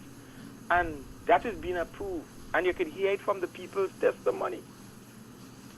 I don't think something like that should have been in the government hand, where they have senators and other party hawks running this thing. And we're not talking. Grenadians, they're taking all these pain and insults. Another thing again, this government is doing is trying to insult the opposition. Whatsoever they try to do, they insult you in a humiliating way, so they make it feel like, okay, the government before was a waste of time. They were done. They wasn't doing nothing. Government in Grenada just started. It started just after June. All the history of Grenada before was like nothing. All the governments that passed from the revolution come right down, nothing. Grenada just started progress or become a nation after June. And this thing is so bad for the prestige of Grenada, for the history of Grenada, and for the fathers who worked hard before, whether they were NNP or NDC or TNP or GLP, but they bring the country to a level. And right now, where Grenada are, is Keith Mitchell administration will bring the country this year. That thus far, all these people do, they meet this country, they meet a mango tree, flourish it, full of mango, and they distributing the mango how they want now. And they're making people feel, look, you had mango there for so all the time, and they didn't want to give you mango. But to bring that mango tree there, you had to nurture it, you had to mold it, you had to manure it, and you had to protect it. And this is what the Keith administration did. Remember, we went through a hard piece of structural adjustment. Then 2 years of COVID really had us tied down. You couldn't do projects that you wanted to do. You couldn't adventure into things how you wanted to adventure. You had to take it easy. They come when the thing over, when the war. NNP fought that battle, keep us safe, and fought that battle. And in the end, these people come and meet victory, and they're just behaving like if, well, it's them who saved Grenada, or them is the savior of Grenada. All they come to do, or they are doing now, is to spend what they meet there and enjoy the goodness what they meet there. They make a big scene about a hospital. Like Grenada so need that hospital. And the one presently they are not stocking it with the kind of medicine you need and the equipment they need. If you did that to the one that you have presently, then you could have boast and beat your chest and say, well, look, we did all we best for this one. Now we need a new one. You want to build a new one. For what? A new one. And you can't stock the old one you have? We have a problem again, seriously, with the nurses. With the nurses, they said that they give the nurses $500 a month. But I'm going to say to them, that ain't going to stop the nurses from going. That is not going to stop the nurses from going. Grenada becomes a breeding ground for nurses, for these foreign countries. And their attraction to the nurses are very good. And $6,000 a year, not going to stop nurses from going. Believe me, when the nurses they feel overconfident and they feel that they can handle the situation, as long as the doors are open out there, they will go, because some of these nurses tell you, in 6 to 7 years, they could pay off a mortgage and still live a good life after. So what is being offered to the nurses, let's take that reality out there. It's so good a package that it's hard for them to just refuse it. So the problem is not that the nurses seeing trouble in Grenada and they were seeing so much trouble under NNP. That's why they go. NDC cannot stop the nurses from going. They will go still. It sounds radical, but if Grenada don't understand that we become a breeding ground now for nurses, for the international community. Let we sit down there and let that opportunity pass us by. And only talking about nurses going. Let we train we nurses. Let we develop that and train we nurses and make sure that when our nurses go out there, that they could get the best deal. Because they see our nurses as one of the best in the world, one of the best well-trained and disciplined set of people. That's how they see our nurses out there. All right. Our nurses may play the fool here sometimes, but when they go there. All right, thank you. Thank you. All right, bless. Have a next one on WhatsApp. Hello. Yeah, go right ahead. Move away from the radio, please. Move away from the radio, please. Afternoon. I hear you. Move away from the radio. Yeah, I wonder. Mr. KB. How you doing? Good afternoon, sir. Good afternoon. Mr. KB, I'm on the sugar. As a small businessman, it's hurting me right now to know how to sell a current roll, how to sell a cake or a turnover that people will do. And right now, I don't know what's happening. When you go to the supermarket, it's like problems for the goods. Today you buy something for $1, tomorrow you go $2. Every day you go things raising. And the people who buy, when you explain to them, they know, but they don't want to understand. They feel you must sell that juice for $1 still. You can't sell that juice for $1 again. So it's we poor people know what going to work and budget we serve to spend $20 a week. We had to look for another $10, $20 to put to the 20 because $1 can't buy juice no more. How your current roll going? Can't buy sandwich. How your current roll going? Mr. Kib, you know who talking, you know? Ask you how your current roll going. To me, boy, I right now I confuse. I confuse right now. Even the little, when you watch little poor people work, they take that away from us. Yeah. How we go survive? The Indian people are balling right now because they're the people who don't spend their little money when they get little fortnight work. How much people are getting fortnight work right now? And these people are them, these NDC supporters, they can't see that. They still feel the man doing good. Baby Jesus, but there's a curse. You don't blaspheme. Don't call man Jesus and you know he's not Jesus. A curse taking us, you know. Next year, please God, we don't ball in yet, you know. Yeah. Next year we going to ball. The pensioners' money. The people who get pension and they're talking about they go spend it back in the country. These people already have all what they want. They had a house, they had a car, they had a land. They're not spending that money going in the bank and stay there. Do you hear any poor man in the community about they get back there? I don't hear a man in the community say they get $1. You're talking about handout. Handout was very good for the community because when you could employ 3 people and you could give 2 people handout, the 2 people who give handout, it's spreading back to the shop, you know, in the community, you know. So the economy keep growing. But now everybody holding their head and ball. Everybody watching one another. And when you have some children and they get up in the morning and they can't get them a cup of tea and they're watching you in your eye, I don't know what to do. That's what happening to us. And you see this, you see ungratefulness and what they blaming real boss for? They can't touch that man. And we need him, they see we need him again. He can't resign right now. He had to go back and hold the fort. He had to hold the fort. Because he's the only man to He is a man to hold the wheel. Now look how they embrace all the other prime ministers of past Grenada from 1982 to now. Ben Jones never do nothing. Blaise never do nothing. Braffett never do nothing. The great Tillman Thomas, they used to praise him up, never do nothing. Because they must say Grenada remains so. These people are them blind. When I come from Grenada, when I come from Trinidad in 83, and I don't know in Grenada here, it's like a dark forest a day in Grenville and I can't see me too. Watch Grenada now today. Watch Grenada. What happened to these people and them? They can't see. They're dunce, they're blind. But they go learn. We're going to learn. All right, brother. And we're learning by now. I'll have a good evening and good program and listening. All right, yes. It's 3 minutes to 3 o'clock. We're going to take one more call and take a break, all right? Yeah. Hello? Hello. KB? Yeah, you happening? KB, I come back in there. Yeah. That man just speak there. And he say everything right. KB Tambam Ball Yeah. and Ford. Yes. This is what we just made.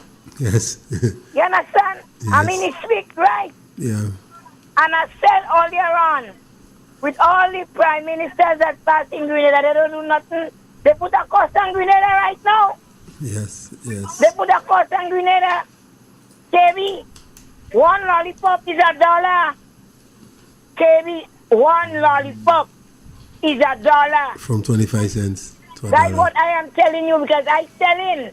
Yeah. Because when I used to pay $10 for stock and lollipop, now I have to pay $16. Yeah. Baby. Yeah. Do you want to say? Yeah. And when the children pass, they come with 50 cents. I can't leave them go. I have to give them. Yeah, because so I end up losing. Yeah.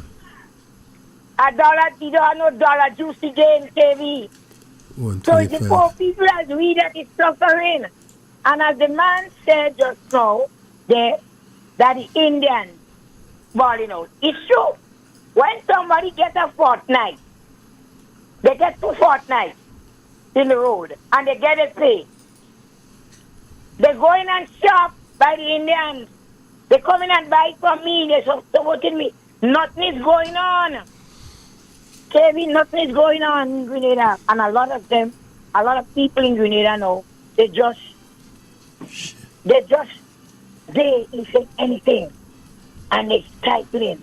Yeah. And he say again, that is stopping the nurses. The nurses going in England. Yeah. They're going in England. But we have to continue training nurses because we go just keep losing but them. they're going in England. Mm-hmm. That's $500 in keep them in Grenada. Mm-hmm. Who want to stay and they're going to stay. Yeah. But most of them going, KB. Yeah. And that's the reality. And we don't see nothing yet. Dr. Keith Mitchell did a lot for this country. And the thing that has hurt me, Samuel Teresa Scott, you have people that benefit under the NNP and they still siding with these people and say they don't do nothing in Grenada. Nobody can call in and say that you're wrong. That is not nice to say. They sit and they knock in a table. Yeah, man. My God. We benefit from the toilet, house repair, yeah, man. Houses, roads, electricity. I mean, come on, Grenada. Water. The man did.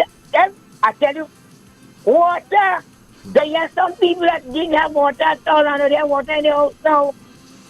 People have to go outside alone in the night. People have to take them. Now they could just go like from the bedroom to the bathroom. I mean, all this saying nothing happened. All by roads under the NNP. Yeah, all concrete roads. People get materials to fix their house. I mean, come on. Hey, what's wrong with we as a people? Nobody stand up and tell the man, don't say that. All these prime ministers that pass in Grenada ain't do nothing for Grenada. Nobody is saying that. Like something wrong. I have to say something wrong. Something wrong. All you can't do me nothing. I don't know it already. All you can't do me scam me nothing. I'm not running. I don't even do it and go out. I don't understand why you calling him baby Jesus. He comes to church in Grenada. Eh? I don't understand. When I hear you call, are you talking about this passport thing? Who is chairman and who is this? And the man named down it and the man telling people that to work from 8 to 4. 8 to 4 in the sun. 8 to 4 in the sun, that man.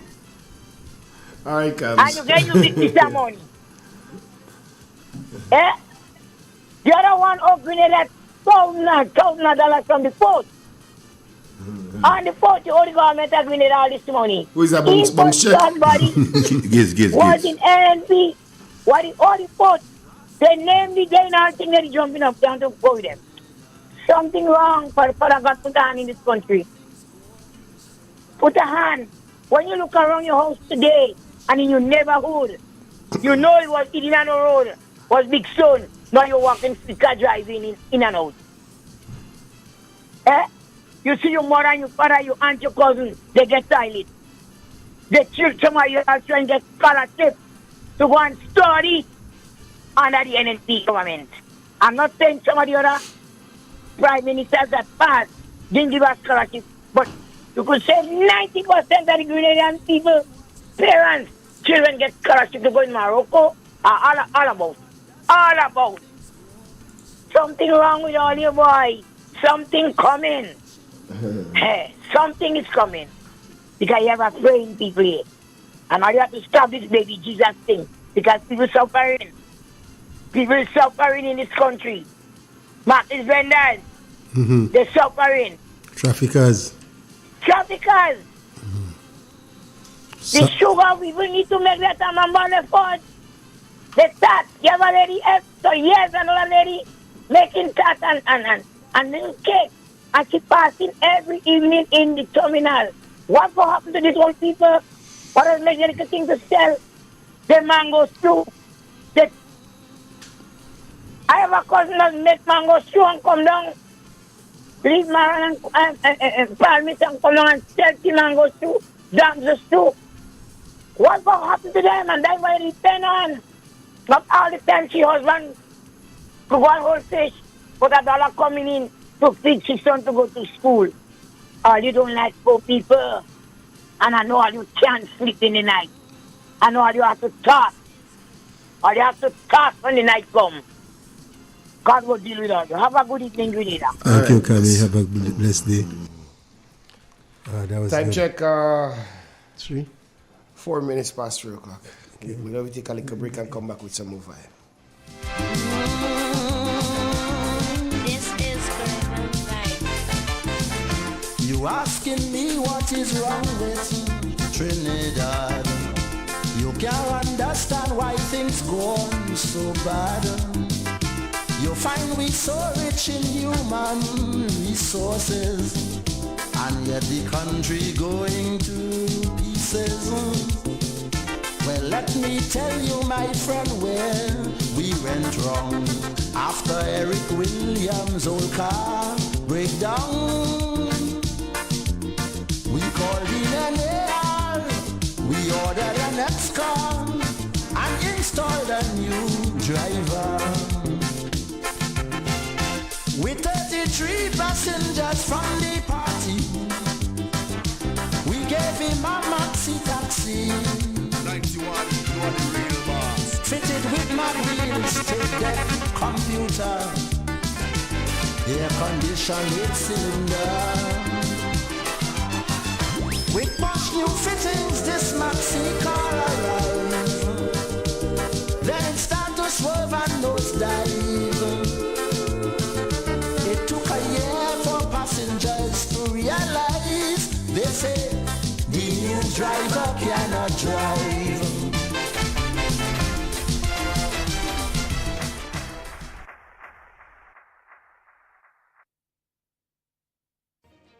A gentleman of Polish origin applied apparently to be made ambassador at large on behalf of the citizens of Grenada. That gentleman was told, and it appears that the cabinet, the then cabinet, agreed to appoint the gentleman as ambassador at large. He was told that in order to do so, he needed to pay US $290,000 to the state of Grenada.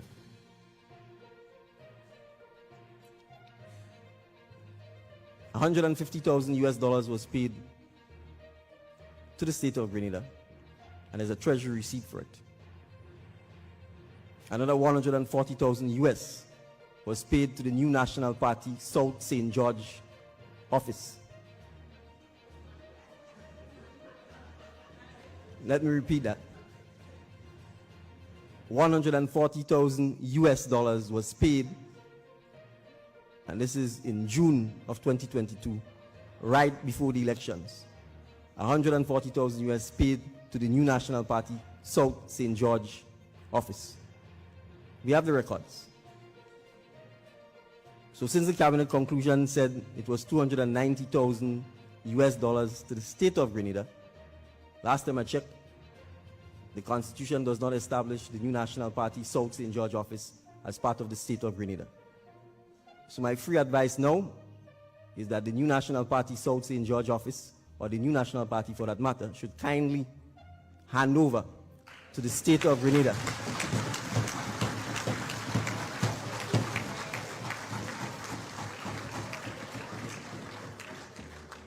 the $140,000 that magically found its way into your bank account. Now, I don't know who advised the Polish gentleman, but as a good colleague of mine said, this must have been Wagiti Bingo.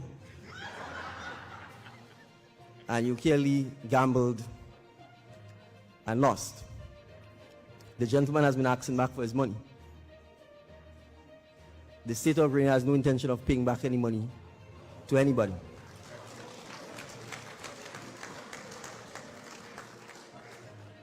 But I also want to point out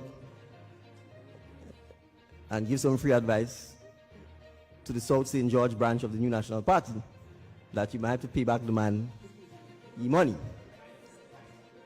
But that is free advice. You could take it or leave it. On page 10. Yes, Igwe.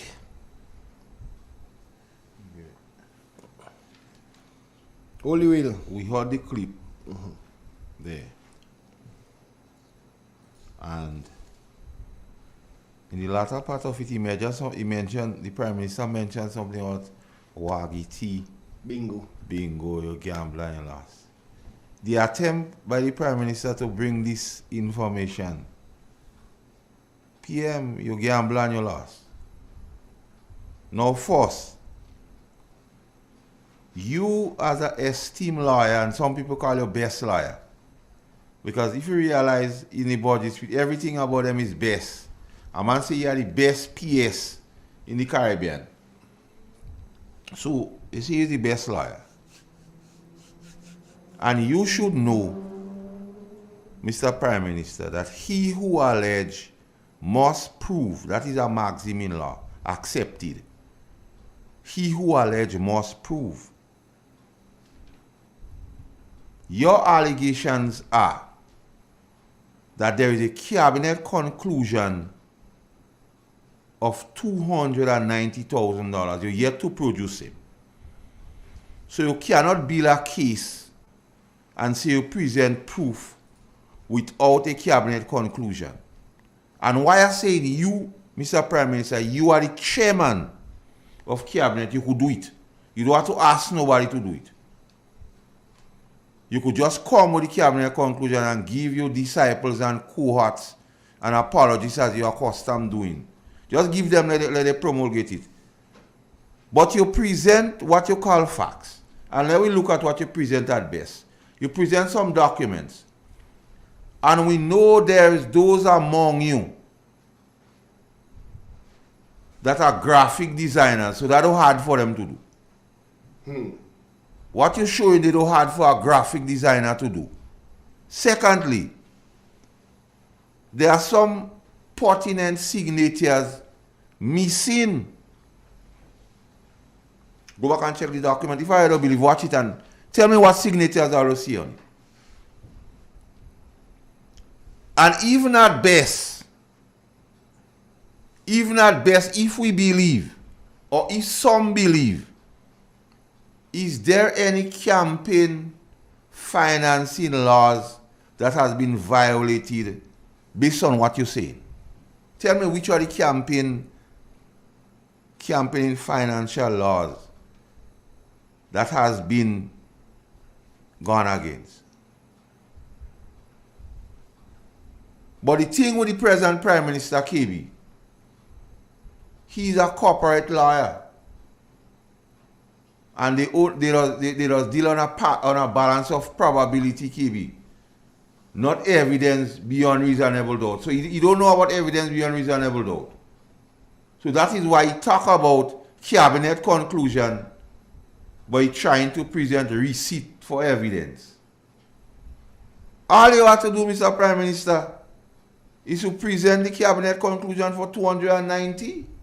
Yeah, go to the police. You don't have to know maths, you don't have to go to school, you don't have to do like the rest of men in your cabinet what couldn't go to before the Integrity Commission and asking for 2 weeks. You don't have to ask for 2 weeks. You could just come with the cabinet conclusion and just blow the NNP out of the water. Yeah. But you know, you don't have no cabinet conclusion for 290. Like a receipt, yeah. I'm challenging you, present the cabinet conclusion, because you talk in the clip about cabinet conclusion for 290. Yeah. But what you present has nothing to do with cabinet conclusion.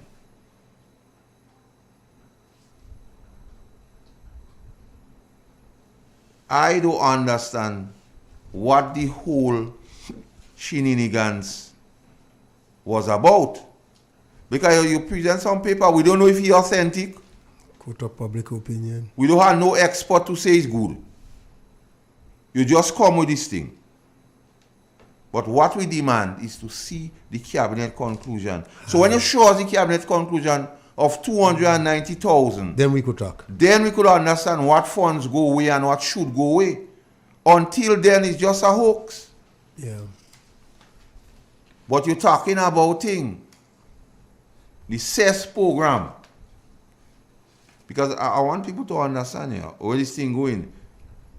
Is any campaign financing laws violated by these receipts you produce? No. But section 26(1) of the Grenada Constitution says, no person shall be qualified to be appointed as a senator if he,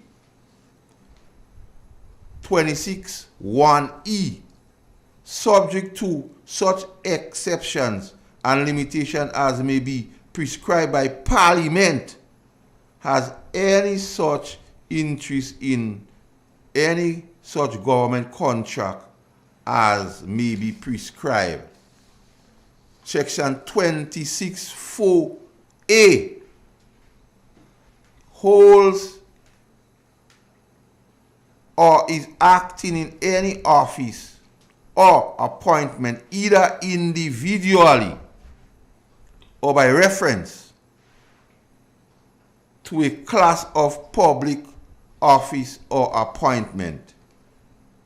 And 26(6) says, in paragraph E of subsection 1 of this section, government contract means any contract made with the government of Grenada or with a department of the government or with an officer in the government contracting as such.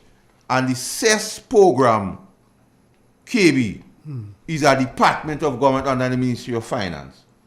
And the senator from St. Mark's, Quincy, Britain, is a senator, but he's second in charge of CES. And here what the Constitution says, not my words there, KB. Yeah, Constitution. And that's not what I believe in, and that's what I make up. The Constitution say this should not happen. Yeah.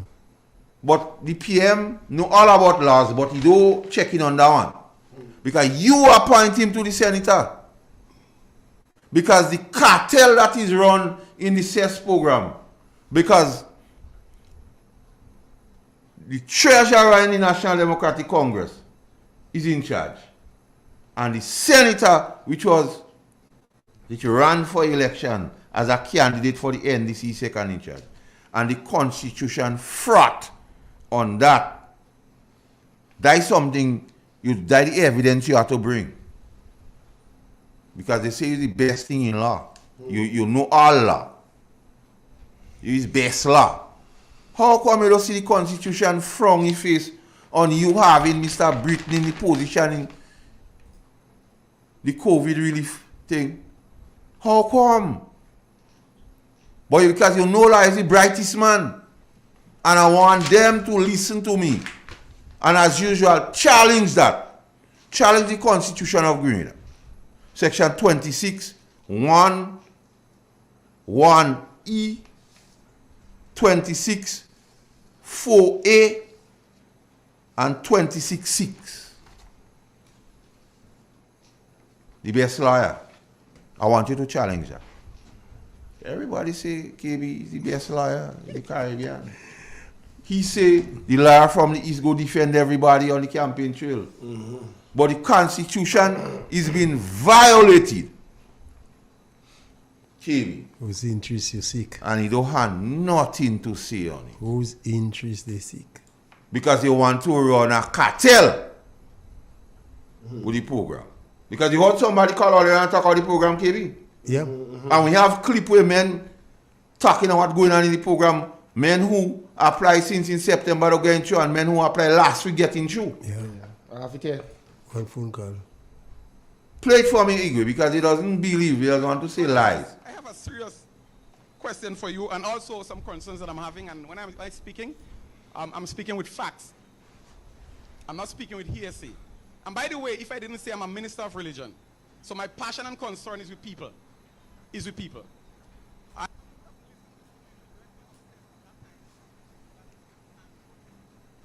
listened to her online and she stated that they were processing names based on number. We have proven that this is not so. And I can be practical with you. There are persons who applied 2 weeks ago and they already gotten a response. And there are persons who applied since in September. And they have not heard anything. And you can't tell me they didn't have all the documents. I tell you, I don't speak anything that but facts. I know because I do about 60 to 70 reference letters for persons with small business. So I'm here, I know what I'm speaking about. The fishermen in particular of Busheshu, they are frustrated. Mr. Senator, the fishermen in Busheshu are frustrated. And why I call on you, we remember on the campaign trail that you had the fender, you remember on your back, and the life jacket, and you run across the stage and you call a Busheshu member name. You call his name. And we were so excited because we believe that you had the community in terms of fishing on par. And we will hold you accountable to such. We will not linger until you would have fulfilled such a promise. So the fishermen in Busheshu, they are still waiting. We were promised that the person who is responsible for doing the field visit will be coming tomorrow. Brother Senator, the guys stayed home last week waiting for the person to come to do the field visit. They have not turned up. They told me that they will turn up either today or tomorrow. I don't believe they turned up today. If they don't turn up tomorrow, we all will be marching inside the stadium. I'm collecting them and we are going to the stadium. The other aspect to it, brother says, now I'm serious about this thing. I commend the government for the approach in looking after the small businesses and the amount that one individual can be qualified for. I think it makes sense, 30,000 makes sense, and an individual can really and truly cover a hole with it. However, on this vein, we have recognized that I do not want to judge and say it is politically driven. I would not go so far. I will not go so far. But let me be conservative in my mind for now. To state that there are some persons who have been granted preference over some, even though that their form was filled up before some. For whatever reasons, I do not know. The concern is with some persons who are in the working field. They probably might be working. And this is a challenge that I'm having with CES, and you can clarify that. The statement, when the Prime Minister made the statement in relation to persons who suffered during the COVID-19, he did not classify any group. Persons who suffered, who had small businesses, suffered. And the form state new and existing. But in new and existing, there might be somebody who is working. And the reason why they would have invested in a business, it is because they want to live a comfortable life. Or probably because the income that they are receiving, it just cannot suffice. And we know that we are living in economic hard times. We can't deviate from such. And as a result of the economic hard times, some persons decide, you see me, to really and truly make it out here, let me reinvest. And sometimes their salary cannot meet their expenses. But the little extra business that they had was helping them to meet their expenses. Now, I've went in CES. I've went there personally. I've spoken to Ms. Andrews on her desk. And to my dismay, I went there to make a clarion call on behalf of somebody and myself. I was told that I'm paying NS. Well, the other part was me hearsay because they said I was working with government of Grenada as a director of fisheries. I've never done that. If you tell me I debauched the government while I was a school child, I will tell you yes. But I don't know where to get that information. But I was told because I'm paying NIS, I'm not qualified. Brother says, assistant says, I know persons are listening, my head table. I believe in the confidence of you all, and I think we need to relook it. We need to relook that. Not because someone has an income and their business would have suffered, it means that they have a viable income already, so we would not look at that person. Because the truth is, and I am on the ground, and I think I have more information than any one of them says, that persons who are receiving it are not persons that really need it in some aspects. In some aspects, they're not the reason. The persons who really need it, they're not receiving it. Why? I think, please, Mr. Chairman, just give me a time. Yeah, I think you are making interesting intervention. Yes, Igwe. So, Gates, and that is the same program what the Constitution frown on the number 2 person, the senator, being in charge of KB. So you see what's going on? Yeah. So they're talking about 140,000. Which law does this 140,000 violate? That is the crux of the matter. And if so, he who allege must prove. We don't dealing with the French jurisprudence here. The French jurisprudence keep you once they charge you, the onus is on you to get yourself out. Yeah. He who allege must prove, Mr. Prime Minister, and prove beyond reasonable doubt, not on a balance of probability. Take the matter to court. So what you presented as evidence, in a work, you don't get through it all. Yeah, so when I say the driver can man over KB, more and more we see the driver cannot man over. Because there was a shot, what do thing he was playing to his audience. But Larry strip it down. Where are the signatures? Neil. We don't know who make that because the graphic designers and them you have around, you could do that. The grimy. Because you have some of them are there already on boasting, they could think people voice all kind of thing. Yeah, that ain't easy, no? Those who are trying to force themselves on journalists and having money in their underwear, they say they could do that? Yeah, I think that is possible. But what we talking about is CES program, what violates section 26(1), 1E. Section 26, 4A, and 6. Address it. They're not supposed to hold political position. Yeah, because you're the brightest lawyer in Grenada. You're not supposed to hold you're the best law. Address it. Position. Address it. Don't come with these flimsy bills and so on, which you know. And what? KB and listeners, the present Prime Minister know the whole story behind this whole thing. But he just have some people stringing along, telling them what he want them to hear. He know. But what we ask of you, because you what make the allegation and talk about the cabinet conclusion for $290,000. You what make it. So all you have to do, you don't have to go through all this shenanigans and all this cock and bullying, KB. Just present the cabinet conclusion and close the case. But you know you don't have. So you're trying to string people along, KB. And when you lie this time, you have to make another lie to cover the lying. And another lie. So this lie go continue. But deal with the one with Senator Britain and 26, section 26 of the Constitution. KB. The Prime Minister in his delivery made bold pronouncement of some people used to say was pie in the sky. But you see pie on your plate. But the question is on who plate? Whose interest you seek? The rich who man. played the pie on? Who benefit? Not the 600 people that lose their work since you come. No, you can't have pie on these people plate. According to Pantry, those big businessmen. Not the police. That get brick. That get the police. They have pie on the plate because they don't get 500 like the North. Debt forgiveness. The police and them don't get debt forgiveness, and they have to pay the VAT. They have to on sugar. They have to pay the levy on electricity and water like everybody. So you don't have to pay on the plate for the police. So you don't have to pay on the plate for the allocation that cut for the e-monies. You don't have to pay on the plate for some. They can smile. Some have to go. They cannot smile. You don't have to pay on the plate for persons on the social safety net program which has been cut. They can't smile.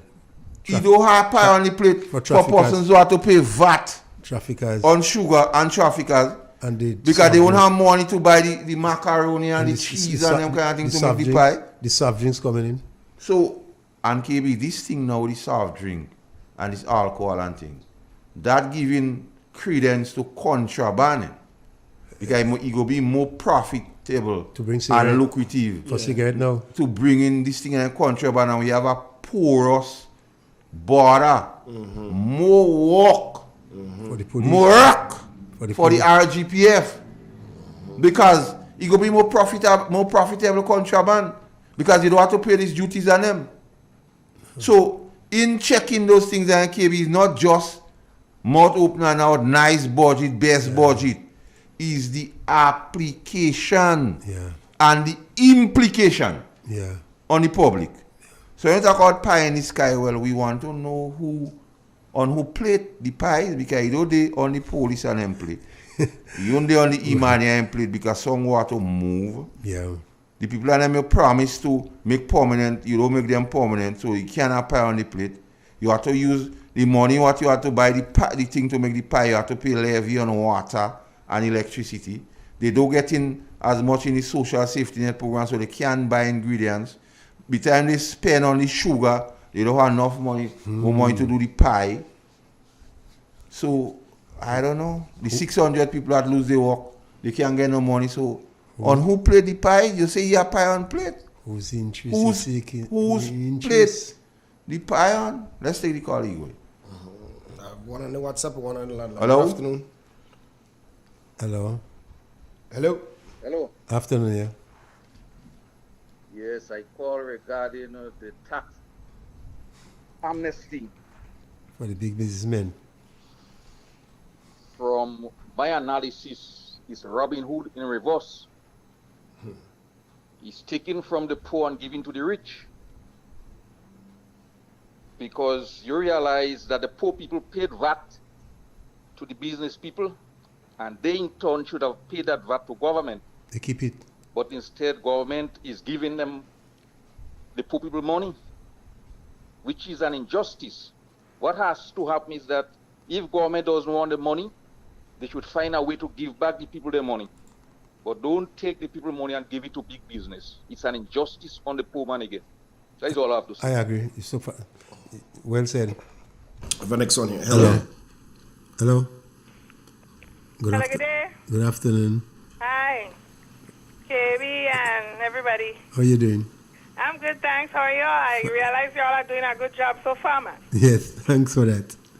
Yeah, just tuning in for a little bit because, my school is having the food preschool having a fair, so I'm just listening off and on. Good. So you all could come in. You all are invited. That is where?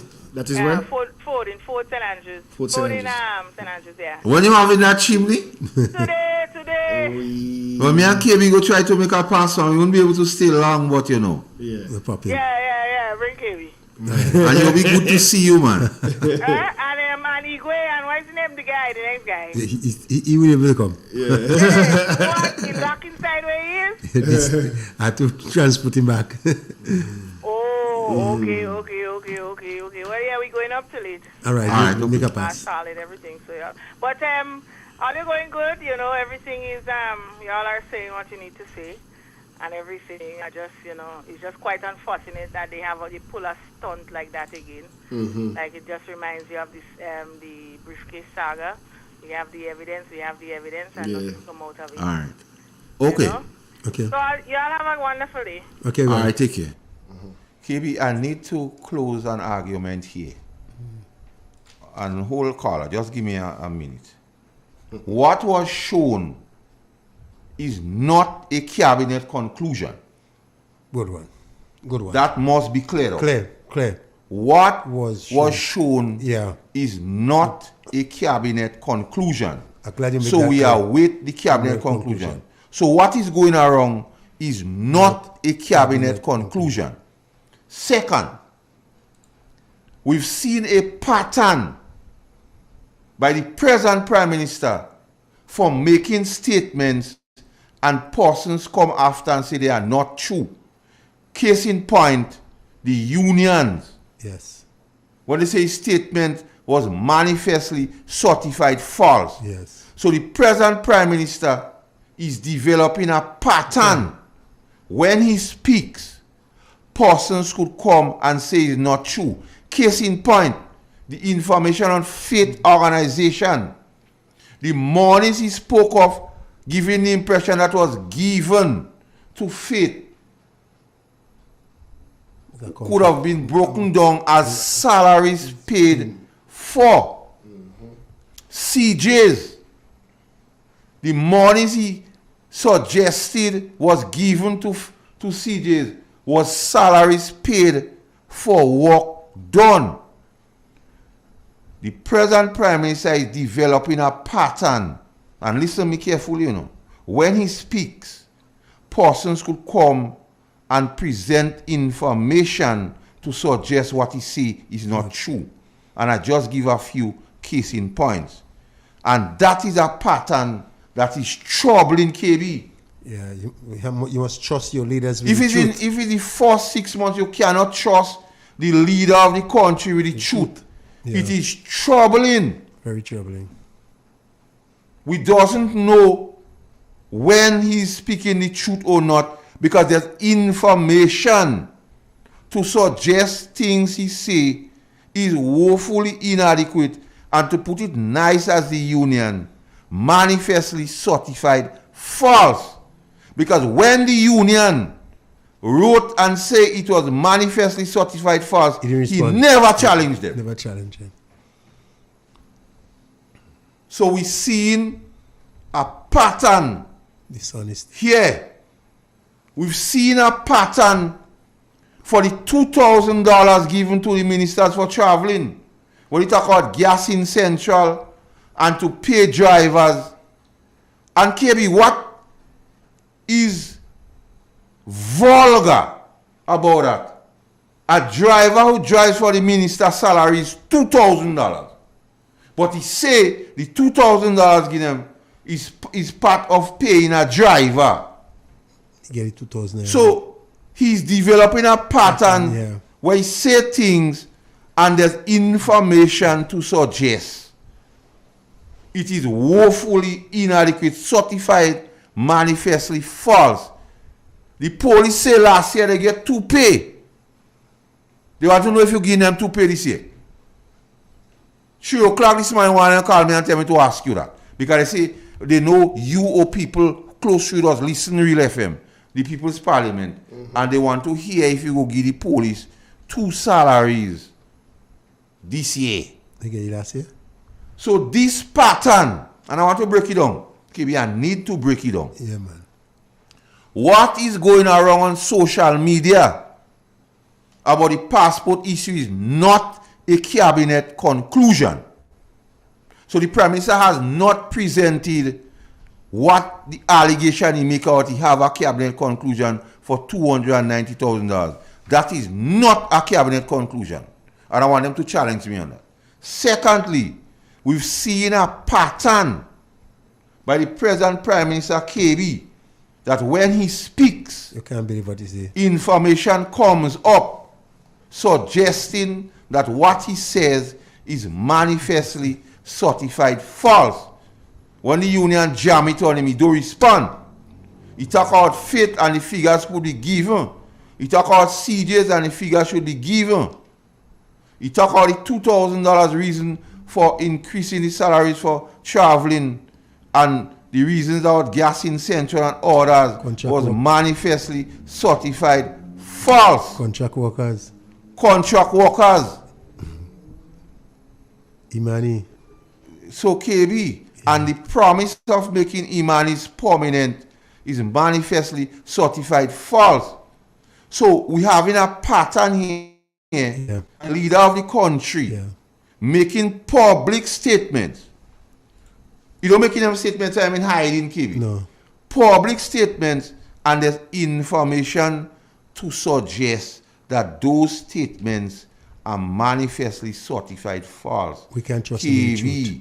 We can't trust him with the truth. Mr. Prime Minister, we have the citizenry want to trust you with the truth, but you're not inspiring confidence.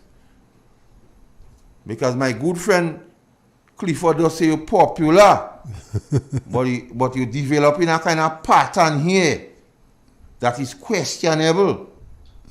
Under you watch the senator violating section 26 of the Constitution of Grenada.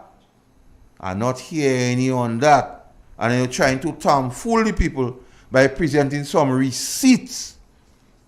And we don't know if you graphic designers and make them, because we don't see signature and thing. So what you show is not a cabinet conclusion, but you said that there is a cabinet conclusion. Mr. PM, let us be in a position where you could believe what you say. Trust you with the truth. All for now is difficult to believe you when you say things, because people coming up and bring information to suggest what you're saying is manifestly certified false. And I'm saying that because we want us to understand that we have to be able to trust you with the truth.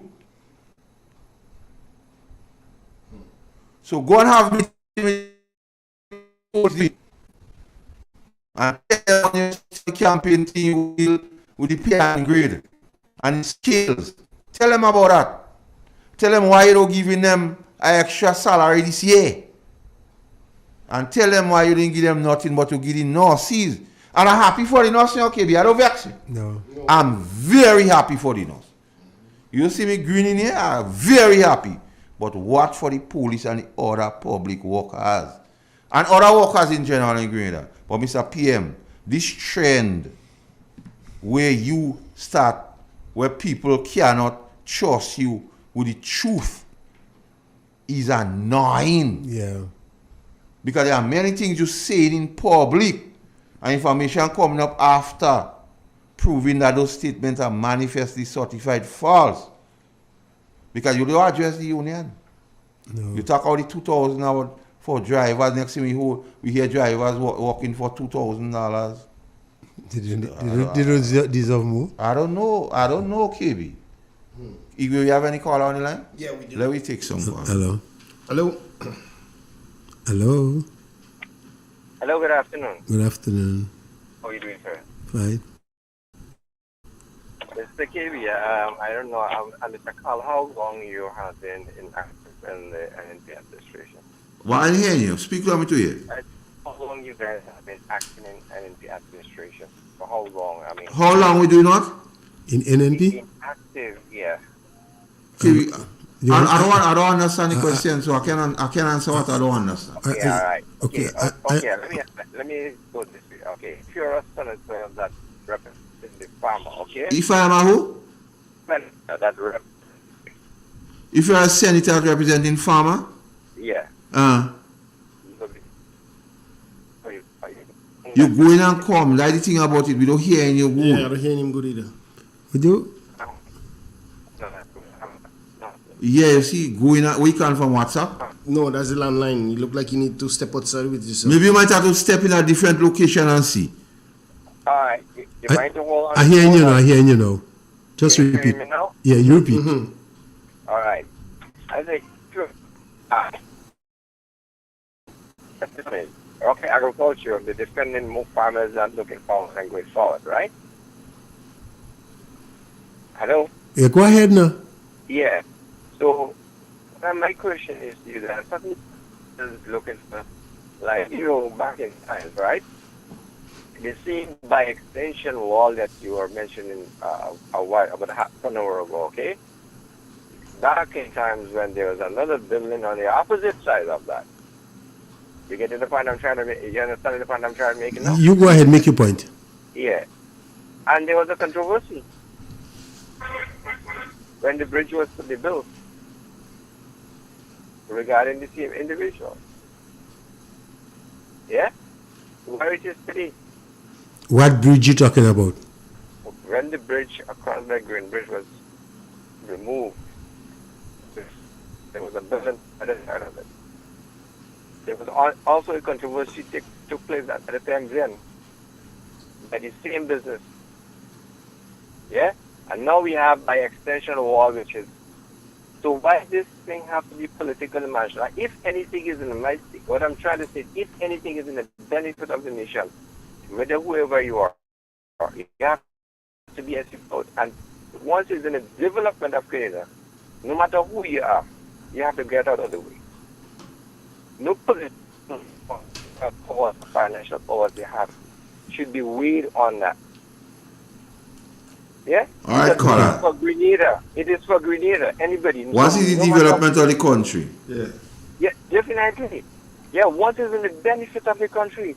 So you could be a multi-billionaire or whatever it is. That have nothing to do with me or you.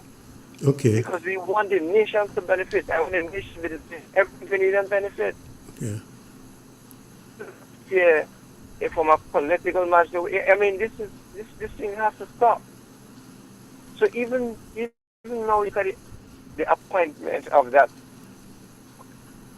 It's questionable.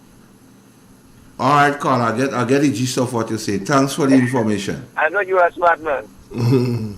Thank you very much. Yeah, I mean, let's be fair, okay? Let's be fair. Let's be honest. And if you can be preaching honesty and then want to practice something else on the other side of the fence. All right, yeah? Okay. Yeah, not because we are, some people are poor, they don't have the money, so you can make a fool of them. Please, don't do that. Yeah? He will come back to you, okay, man? Yes. I didn't get what he's saying. You have another caller? If phone been breaking. No, he's speaking out. Somebody called earlier and speak out the issue of River Road. On the bridge. Thing, and a business entity, what they in the vicinity, what he might be affected and so on. So I get the gist of what he's saying. I get the gist. What he's saying is for Grenada and not for the business. Yeah, once it's for Grenada, it shouldn't have impediments of political side. The WhatsApp number is 4420175. We have a next call again. Hello. Good afternoon. Good afternoon, sir. How are you? Hey, bro! Hey, bro. Are you calling to tell me to tell the people and get registered? Yeah. Well, very soon, very soon we need an election in this country. Very, very soon. Yeah, we need it. We can't come and we're in trouble. So in the next 2 years, a year and a half again, trouble get taller than Palmy Street then. Now we need an election immediately. Fast. Thank you. All right. What the police asked me to ask the Honorable Prime Minister, and KB by you might be able to help in that. Is that one? What approach has the Prime Minister taken with the MP for Carriacou disrespecting the police officers? The man tell me that is not true, why? But he had nothing in the diary saying otherwise, and the station diary is one that cover all occurrences. Maybe you don't know you have a note in the station diary? I took it up with my political son in Carriacou. Tell him you have a note in the diary, KB. He said, KB, that is not true. Tell me if that was true. He said the Prime Minister Deacon Mitchell was going to discipline him. But he said it's not true. So the police lie? Yeah, he said what they're saying in public. Police are listening. It's not what really happened. The man say all you lie. Yeah, he said. Tell me tell KB all you lie. Propaganda. So my political son defended himself. The police say reports were submitted, KB. Tell him he have a note in his station diary. Well, the Minister of National Security should receive that report. And he's saying the Minister of National Security. If I'm wrong, never tell him. If I'm wrong, maybe a rural constable will make the note in his station diary. I just tell him that for him to know. Yeah. And reports has been submitted. So KB, why he telling you? It's questionable. And I hope you don't develop in the pattern of the leader when they say things. People could bring evidence to show otherwise. Is that the people and them saying? KB, tell your political son, don't develop the pattern that when they speak, people could bring evidence. Not the evidence they bring with the bills and them, which is not a cabinet conclusion. Yeah. And reports. Yeah. Reports were submitted. And tell him a rural constable what make the note in the diary. Tell him. So when he talk to you next time, tell him calculate and say, by what? A rural constable will make the note on you. And reports was written even by a sergeant of police write report on him. Yeah, but how that will reach the Minister of because he National disrespect Security? a sergeant of police. And a woman sergeant of police to be exact. And the Prime Minister talk about empowering women. A woman sergeant of police. Yeah.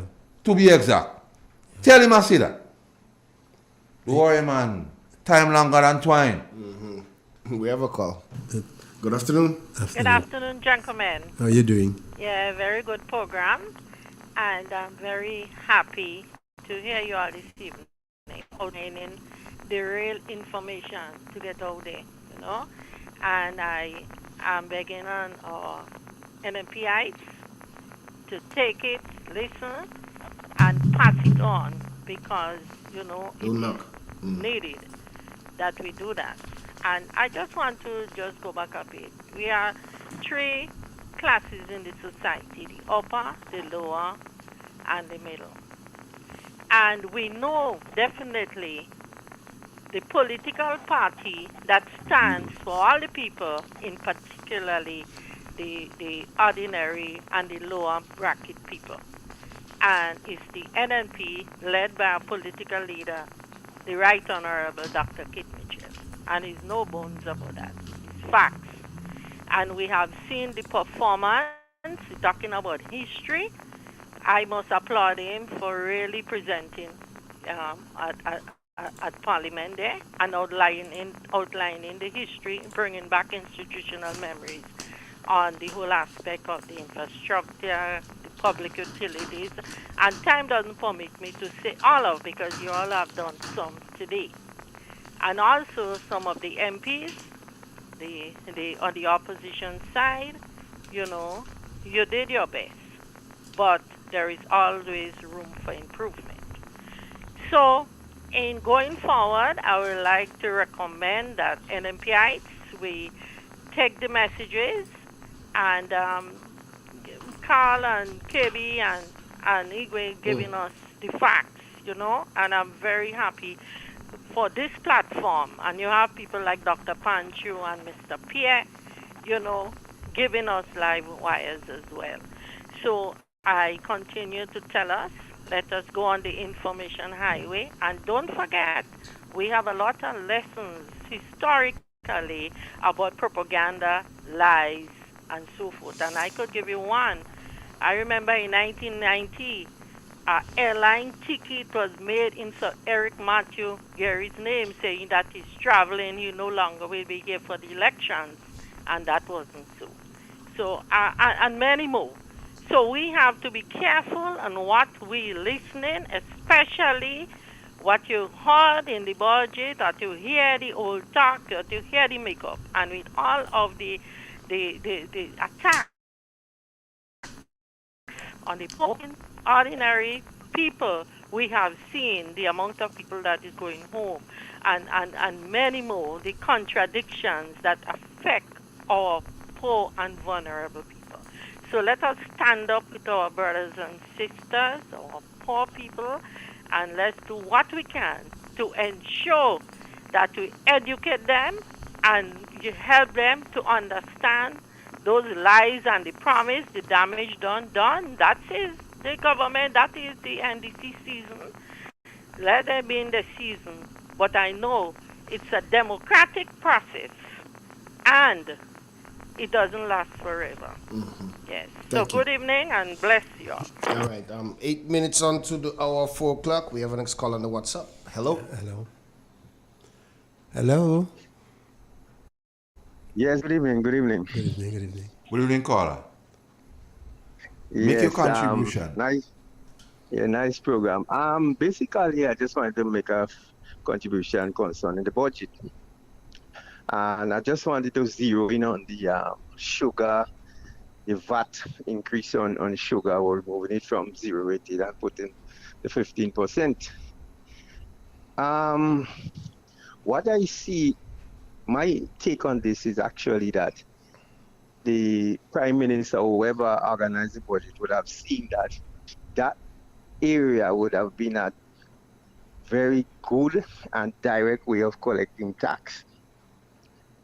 Because in Grenadians, we would adapt to situations. So if the sugar would go up, you would adjust your finances in other areas to accommodate sugar because it is so important. Okay? Now, when you tax the sugar, you know that majority of Grenadians would be using sugar and you will collect taxes from that. That is how I see it.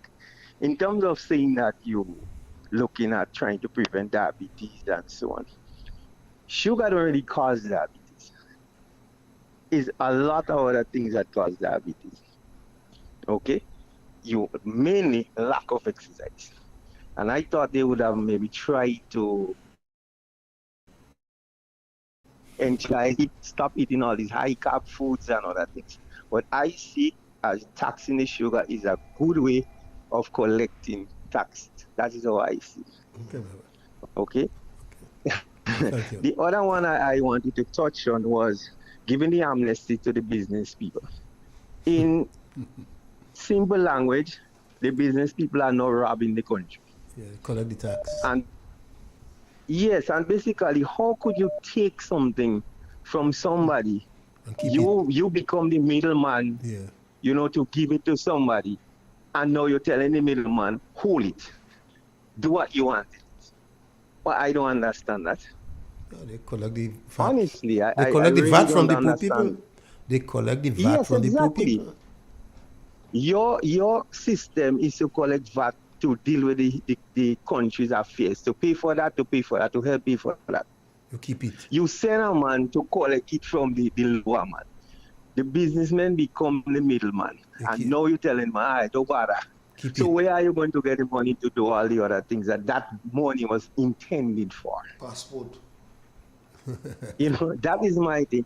So to me, it's like you actually walking on the poor man. You actually laughing at the poor man. Poor man fighting to pay you that money to get something in return because you're supposed to manage the things properly. And now you tell him, well, don't bother, I don't want your money again. So it's actually you're paying the businessman a salary. Yes. Who's is they sick? Yeah, I think that budget is just a rich man friend laughing in some big party they would have, and the poor man peeping through window and wishing they was inside. Well, Carla, just one question though. Sure.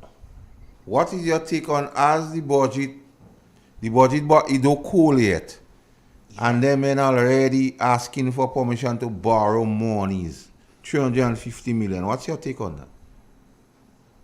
Well, it means that they actually, what was said in the budget was just mama gism. The best budget, as they say.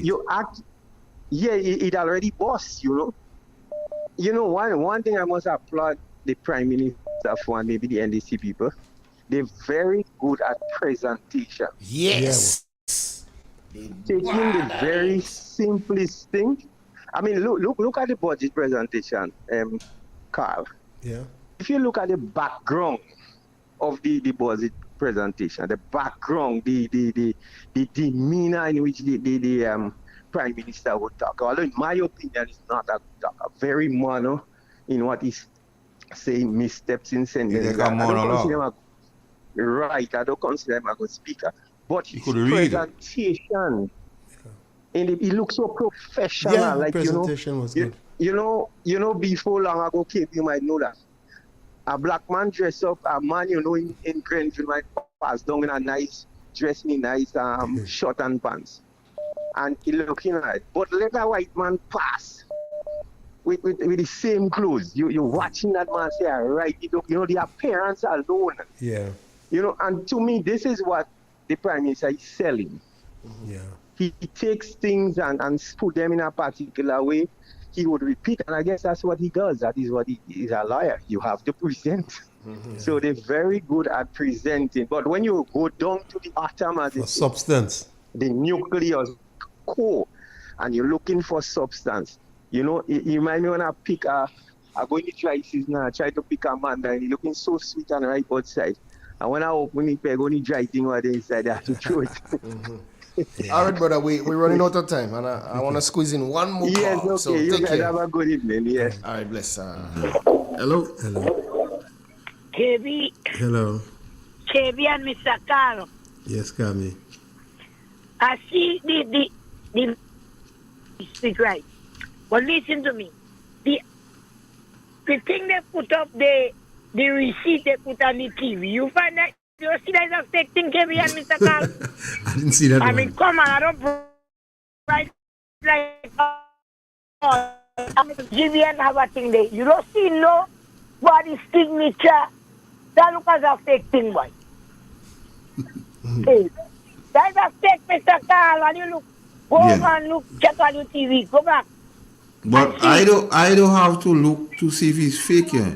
That is a fake thing. And the next thing. Camille, let me tell you something. Where they going to get a money borrow? Camille, let me advise you something. The intention of what they put up is to do just what you're saying. For us to quarrel whether it is real or not. Hold on, Camille, hold on. The more we talk out if it good or it don't good, that's what they want us to talk about. The fact is, it is not a cabinet conclusion and that. And it done. Yeah. That's where the thing stop. You say you have a cabinet conclusion for 290, present it. So what they're doing is just how we try to what it is and what is not. That's what they want us to do. So don't give them that. Until and unless they don't present a cabinet conclusion, they ain't do nothing. Yes. And where they go to borrow that money? I don't even asking all that question because that don't matter to me.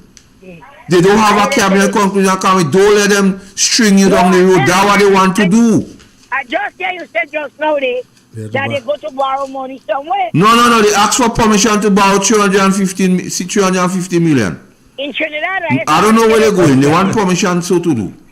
After they present the best budget.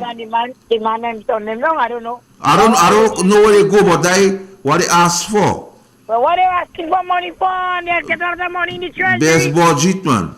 We go here. They have all the money in the treasury where they could have enough money there. Yes, all right, Miss Cam, you're running out of time, so. I don't understand. All right, okay. A little go. I have one more call that been waiting for a while. Hello? What's up? Hello? Hello, Carl. Yeah, you have 2 minutes. Carl. Cause that's the end. Yes. Yeah, calling from London. You're doing a very good job. But one thing I didn't hear the Prime Minister talk about the pension. Are they pay the balance of the pension yet? Well, that is in train.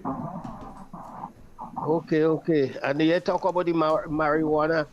No. Well, the marijuana was just a catch for the Rasta and them and weak people. Right. Well, you all doing a very, very, very good job. I appreciate you and the others. In other programs, we'll deal with other aspects of the budget too. We cannot deal with all one day. Okay. Okay then, Carl. Okay, have a good evening. All right, all the best. Okay. All right.